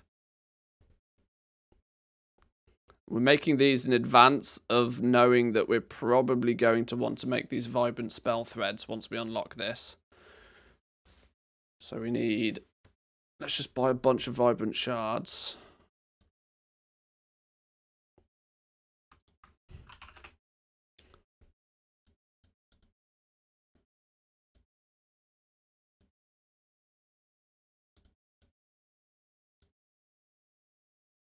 So create all of those, create 10 of those, which if we're lucky, should put us in the mid-30s Although these might go green. Yeah, these go green at 30. So if we don't get any more points from these, let's just assume by making 10 we'll only get to 30. We were lucky we got to 32, but we only presumably are going to need 10 of them anyway.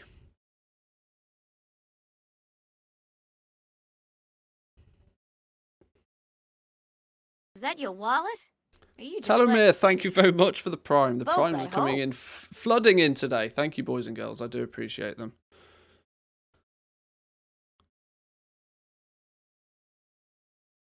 Right, so let's update this a little bit. So from 26 to, let's just say 26 to 30, we're going to make 10 times the vibrant cloth bolts, which was a grand total of, what was the mats on those? Vibrant shards and wilder cloth bolts. So that'll be 10 times a vibrant shard. And was it 3 wilder cloth bolts per 30?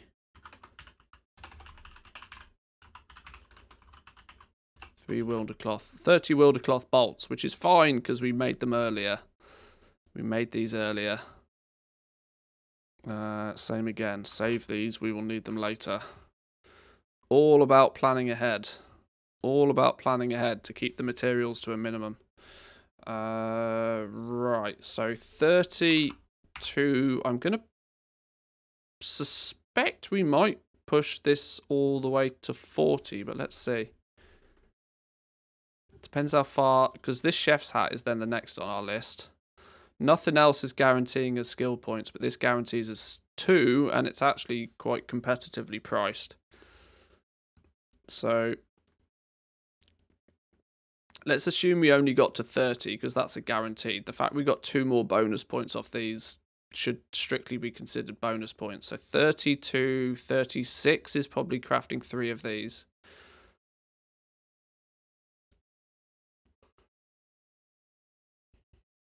Still gaining 2 skill points. Okay, so after 35, that drops down. So we might make 3 of those from 30 to 36. 3 times wilder cloth chef hat.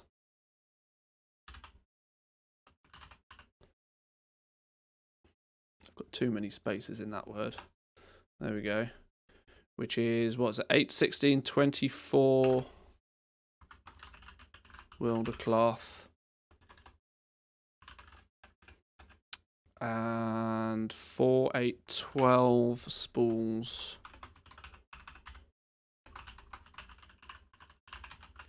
Which means we might change how we make our spools at the beginning, because I sense we might need a lot more of them than I've accounted for. That's an easy adjustment at the beginning anyway.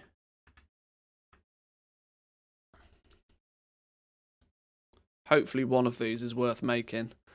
Robe and the hat. 2 skill points each. We only need to craft 2 of these in total, so we pick the cheaper one. 6 cloth and 3 dust. Or 10 cloth. It's probably going to be about the same. I would imagine wilder cloth will end up being cheaper than dust to begin with anyway. So I would imagine that the alchemist's robe is actually the cheaper variation. So then we do 36 to 40 is 2 times wilder cloth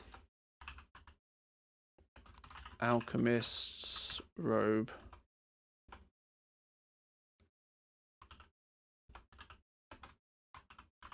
God, I can't type today, my lord. Okay. 2 of those is 20 wilder cloth. And 4, 8 spools.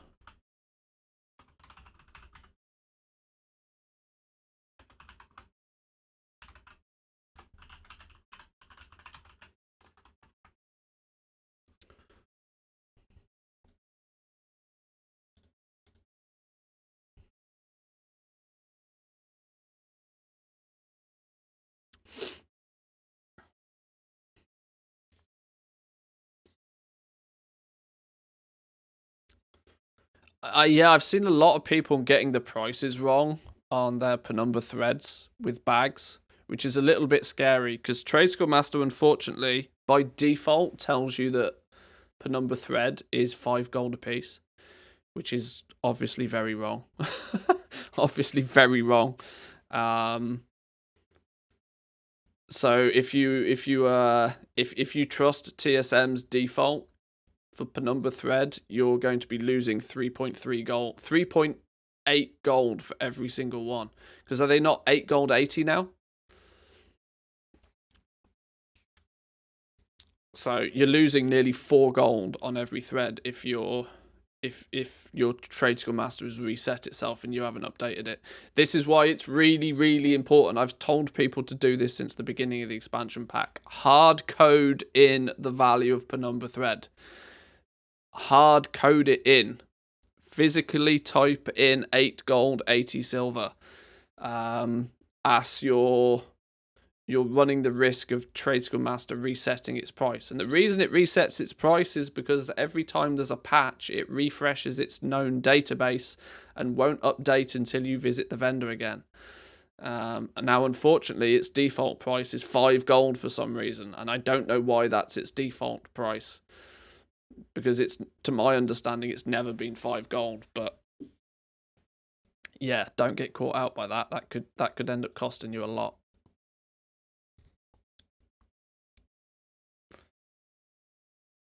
Oh, we hit 40. We hit 40, and we now do not have anything that guarantees skill points.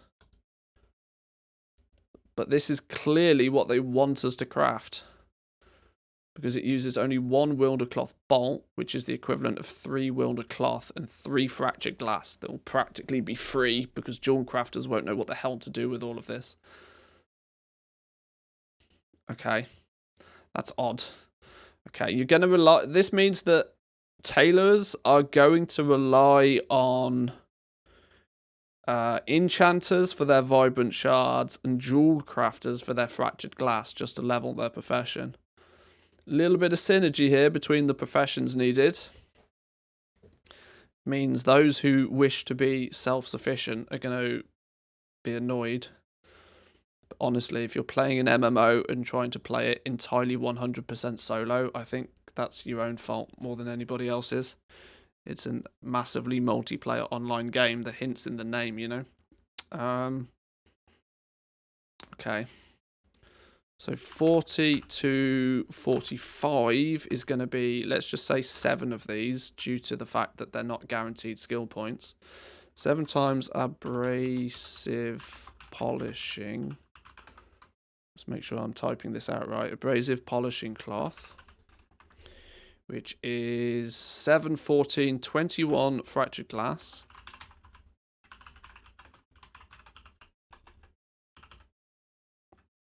$21 fractured glass and 7 times wilder cloth bolts. Now this also means we're out of wilder cloth bolts again. Meaning, whenever it was we made wilder cloth bolts, we should be making yet more of them. We made 30 back in the day, which has done us fine up until now. What we should be making is 37 to cover the cost of these.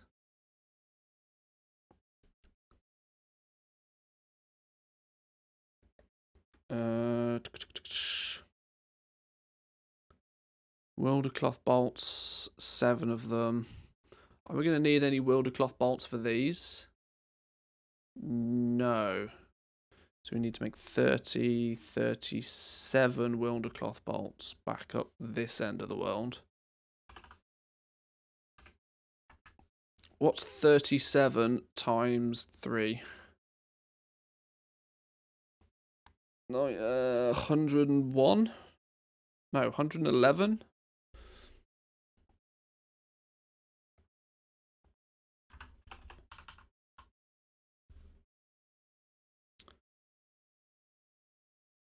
Seven, 14, 12, yeah.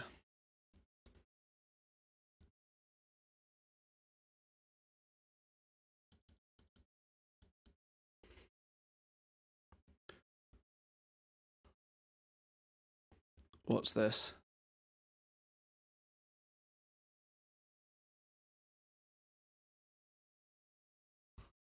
Shrouded cloth bags. 40 gold apiece? What the hell's going on here?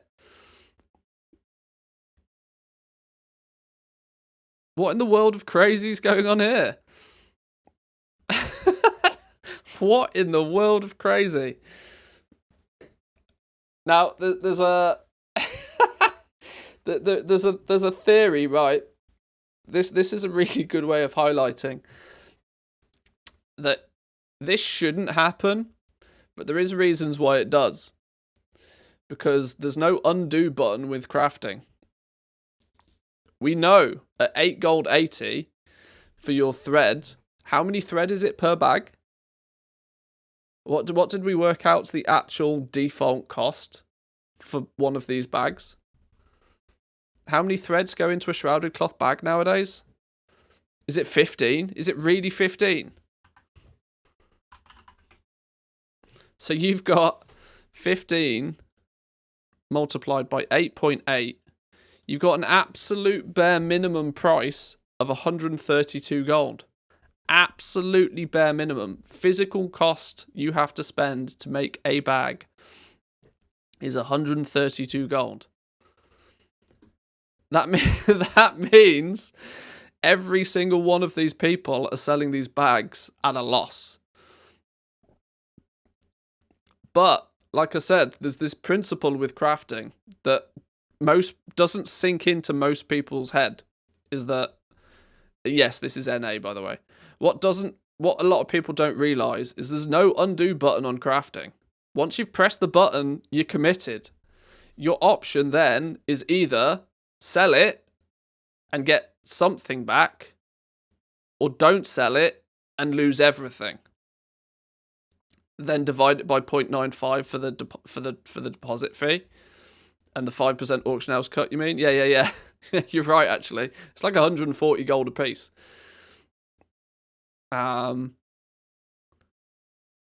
You've got two options: sell it and get some gold back, or don't sell it and lose everything. And that's why this happens occasionally. It's dumb as all hell, but this is why it happens. On a low pop server in the arse end of one of the US realms, the likelihood of these selling is slim to none in the first place. Not worth the hassle of posting, just vendor it. But you vendor it. If you vendor it, you lose all of your gold. You're admitting defeat to begin with. Even selling them at 40 gold allows you to recuperate some of your gold.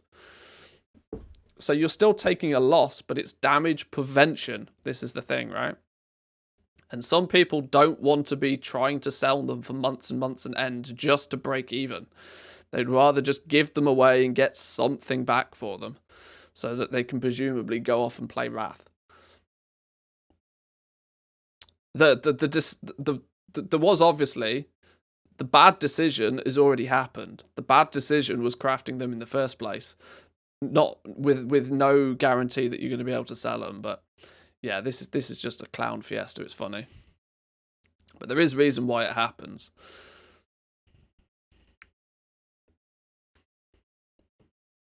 $12 bags per evoker. Something like that. Yeah, that sounds about right. I don't know what evokers start with. Evokers start with some... I think they start with shrouded cloth bags. I don't know.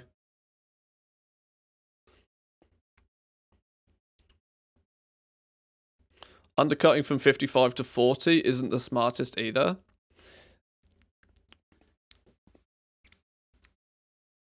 Hey, people do what people do. People just want to, cash out and be done with it. They don't care.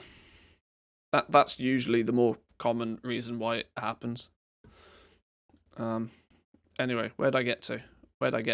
I got to 40 to 45 abrasive polishing cloths. 40 to 45 abrasive polishing cloths. Oh, I need some fractured glass. Who's going to sell me fractured glass then? It's going to be you, isn't it? It's going to be you.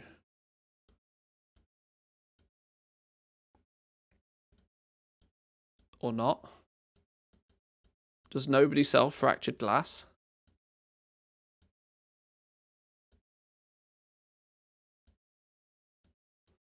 Oh, don't make me pick up jewel crafting just to have to prospect some stuff to get some fractured glass. Come on now. Come on now, game. Think about it. Oh, Lord.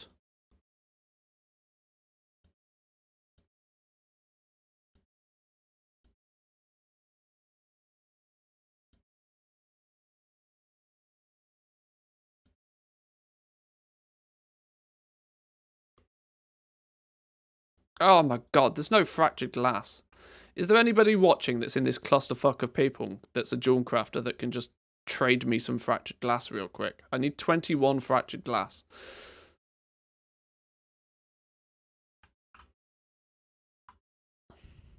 Or alternatively, actually, let's go and have a quick look in here. No, you're the innkeeper. Wrong one. Wrong one.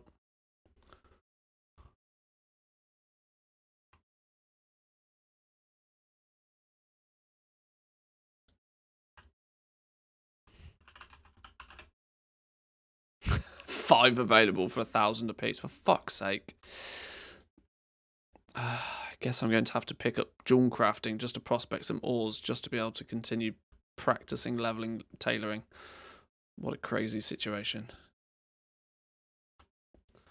Tailoring, jewel crafting, yoink, yoink. Give me some ore. No, you.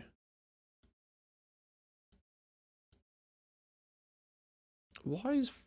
Okay.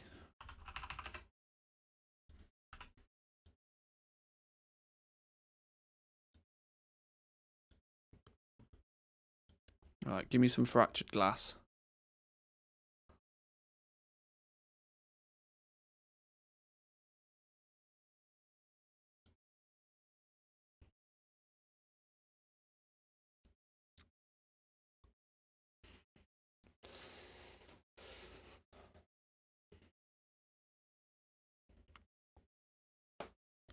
If we don't have 34 slot bags in Dragonflight... we do have 34 slot bags, don't worry. We do. Just craft my mats to make the stuff now. Cancel scan. 40 times 40 items. Repost, recraft, post, do an hour beta, cancel, craft, repost, rinse and repeat all day. There was so many words there that I didn't understand. Thanks for that. Cheers. How many of this? Oh, Jesus. Come on, give me some more flipping fractured glass.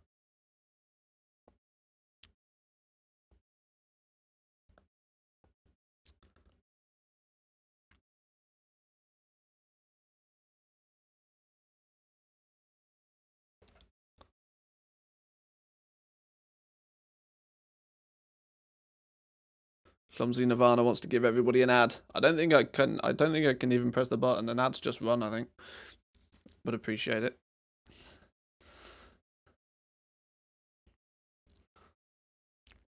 I let Twitch take control of ads nowadays. I should probably remove that redeem, actually, thinking about it. But thank you all the same. Appreciate the thought. Oh, there we go. There's our 24 fractured glass. Right, we can can this business then. Let's get rid of this. Let's go...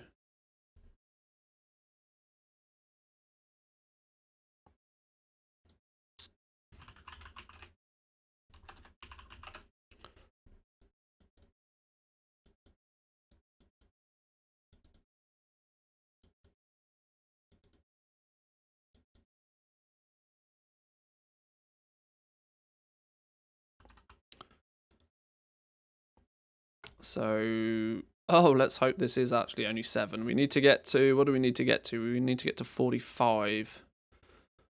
I gave myself a leeway of 2 to allow for bad luck protection. Let's see if that was enough. Right, go. Let's see if 2 was enough. We could go 5 for 5. Stream of luck could say we go 5 for 5. 3, 4... 5 for 5. Get in. 5 for 5, like a genius. Right, and so then 45 to 50 is going to be this thing. Vibrant spell thread. Yes, it's a guaranteed. Calculated, boys and girls. That's how we do it. Calculated. beautiful. Now we can say vibrant spell thread. 45 to 50. 5 times vibrant spell thread. That's going to be 5 times a vibrant shard. And 10 times vibrant wilder cloth bolt, which we conveniently crafted earlier. We conveniently crafted these earlier. That should get us to 50 with as little materials as possible, with as little waste as possible.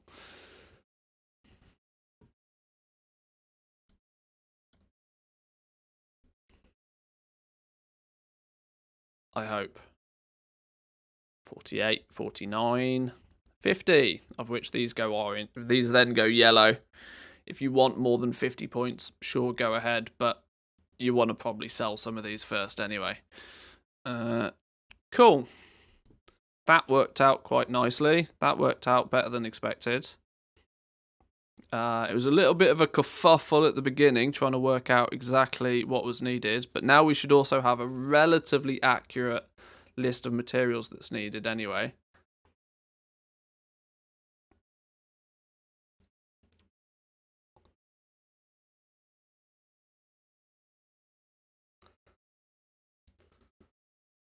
Every 30 minutes I get a Dragonflight ad. Is that all that's playing on Twitch at the moment? Is it just Dragonflight ads?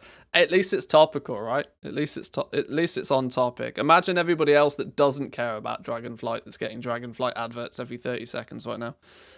Every 30 minutes even, Jesus. I'm without ads for days. Now at least I'm getting 10-second ads every 30 minutes. I just wish Manthius would stream just as loud as the ad. Sorry, I can't guarantee that's a thing. Evoker starts with 12 slot bags. Are you kidding me? They give them 12 slot bags? What's the point? What's the point? Netherweave what was it? Nethercloth bags from Burning Crusade of 14 slot. Get wrecked, evokers. Oh dear. Oh, I think they'll nice them a little bit better than that, I reckon, by the time it goes live. I think they'll nice them a bit better. Okay. What do we think that was, for those that paid attention? I know that's not necessarily everybody, but for those that paid attention, did that feel like a relatively sensible leveling path? I think outside of needing to make a few more spools, have accounted for nearly everything.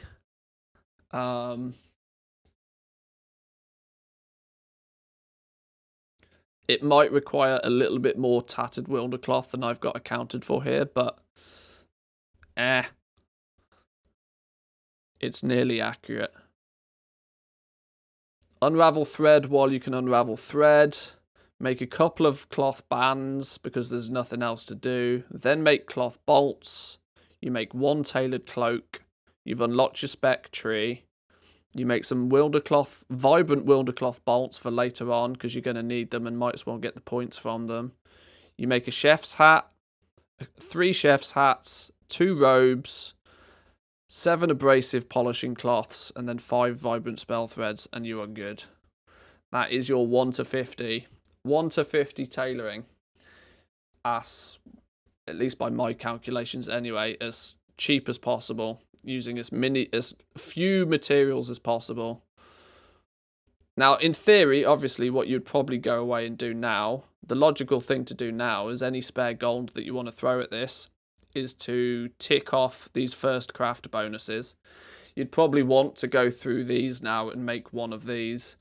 But the reason I don't level up by making one of everything is that now that you have 50 skill points, now it means that any of these that you do craft have a much stronger chance of being crafted at a higher quality, which gives you not only the advantage of getting the first time craft bonus from them, but also making something that you have more chance of selling.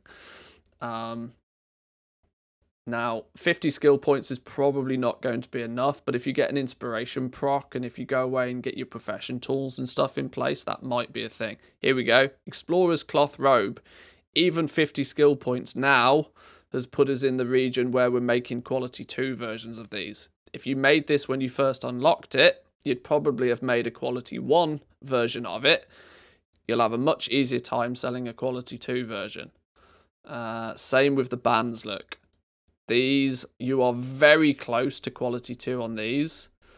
A little profession tool or accessory will probably push your skill above to make quality 2s of these. Yeah.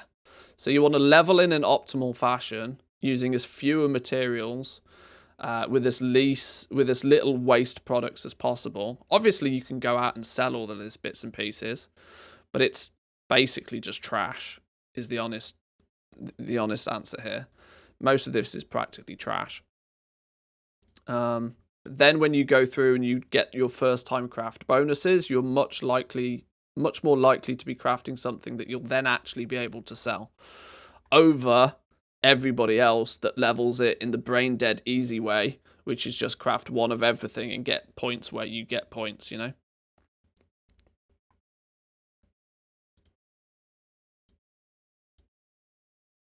And of course, if you noticed on my little guide here, my recommendation when you unlock the spec trees is to not spend any points yet. I even put it in bold. Do not spend any points yet. I think it makes a lot more sense to level up to 50 because it's quick and easy to do. Then sit down and take some time and have a little bit of a look through these, a little bit of a read through these, knowing that you'll be able to unlock 2 of them at this point will mean that you can make a little bit more educated decision. And if you do go through and craft one of everything, you'll also have a bunch of points that you can start spending as well. Okay, that was, for me at least, that was the last major profession that I needed to do a leveling guide for. Time to do some maths, I think. Time to start doing some maths. We can now that we have a little bit of a list of roughly how many materials are going to be needed for leveling, we can see what the early demand is going to be on most of the materials. Now, of course, this is only leveling. That doesn't take into account people crafting multiple of certain things to try and sell them. But at least you can start to see the foundation of the demand anyway.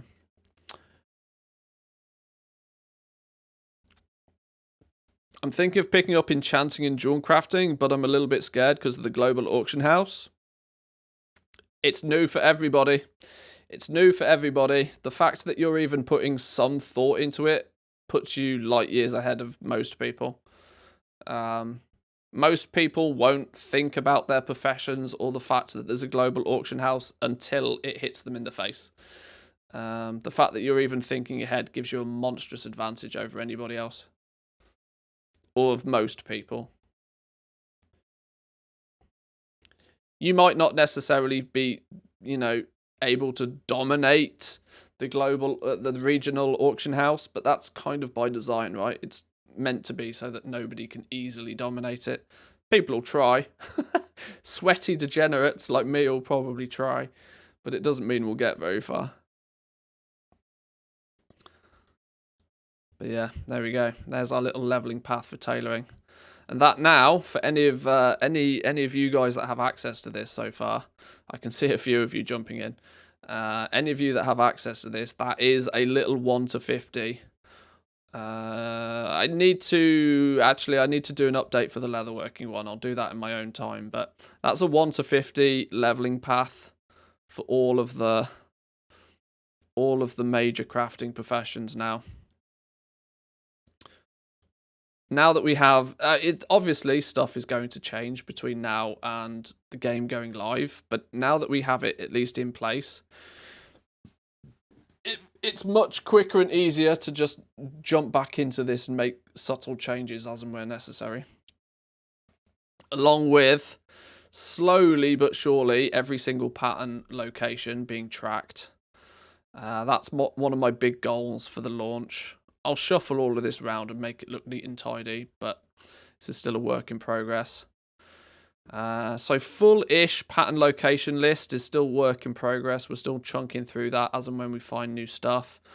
Basic profession overviews. I need to sit down and write a few paragraphs of basic information about each of the professions. What's new, what to pay attention to. Prospecting, milling, and disenchanting calculators. Prospecting calculator is done. Prospecting, for as far as I'm concerned, is done. This is about as much as I want to have available at the beginning. A little bit of data on what you should expect when prospecting is going to be very helpful early days. Although I really worry that there's not going to be a huge amount of demand for gems. Really don't feel there's going to be much demand for gems. There's not enough gem slots on gear for people to care. I do worry that the jewel crafting for the purpose of making gems might be a swing and a miss still. Unfortunately, kind of like Shadowlands. Gems was just a byproduct of getting essences in Shadowlands.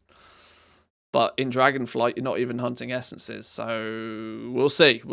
There'll be demand. There'll be some demand for gems. Obviously, it won't be completely dead on arrival, but it won't be the cash cow that I think it always is.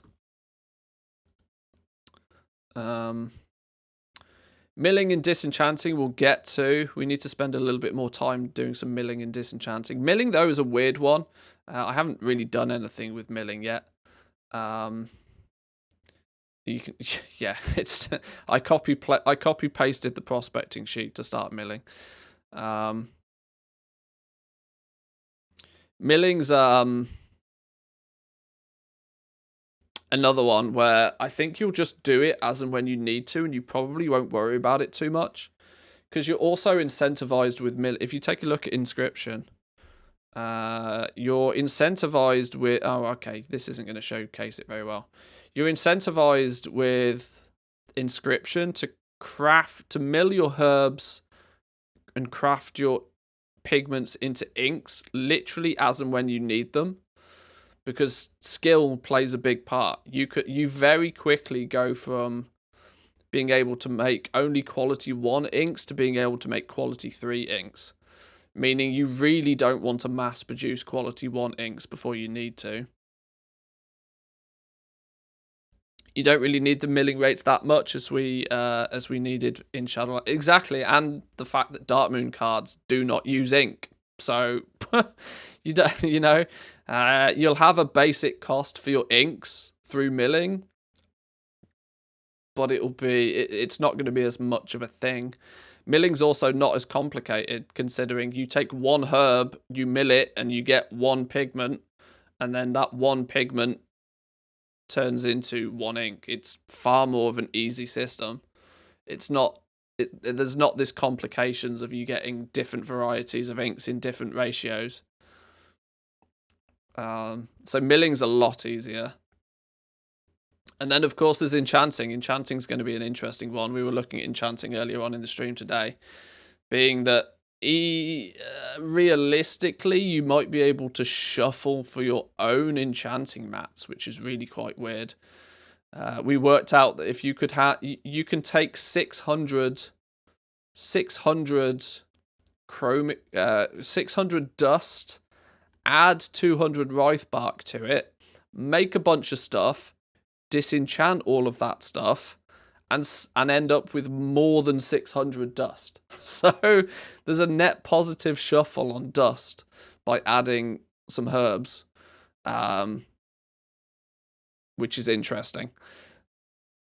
Let's even think about the fact that could be a viable option without even trying to hunt for the crystals.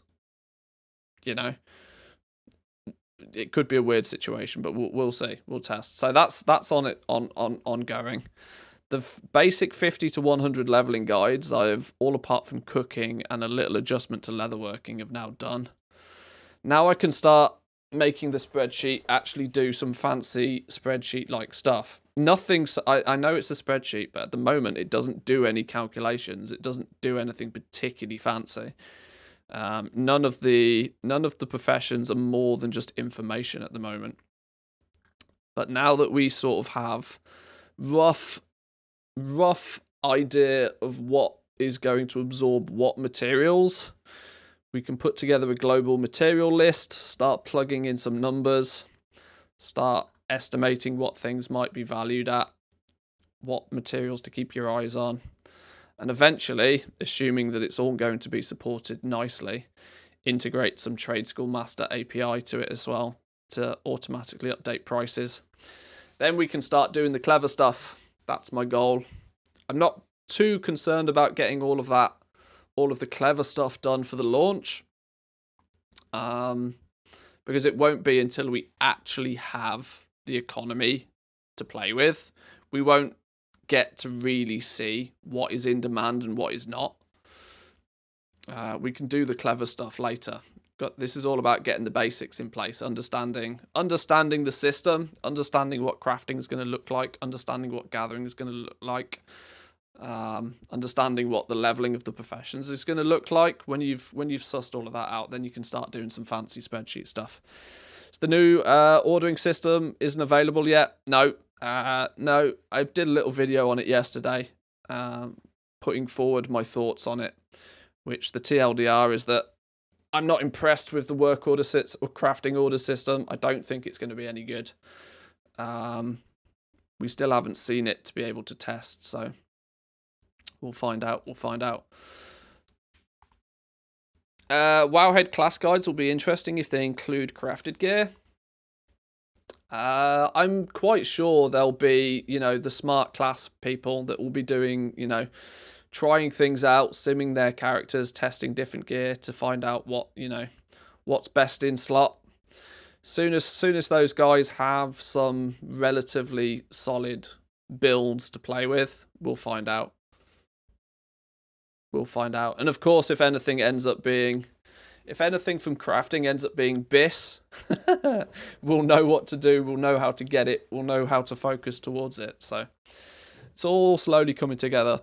But it's nice, we've got time. We've got loads of time to play with now.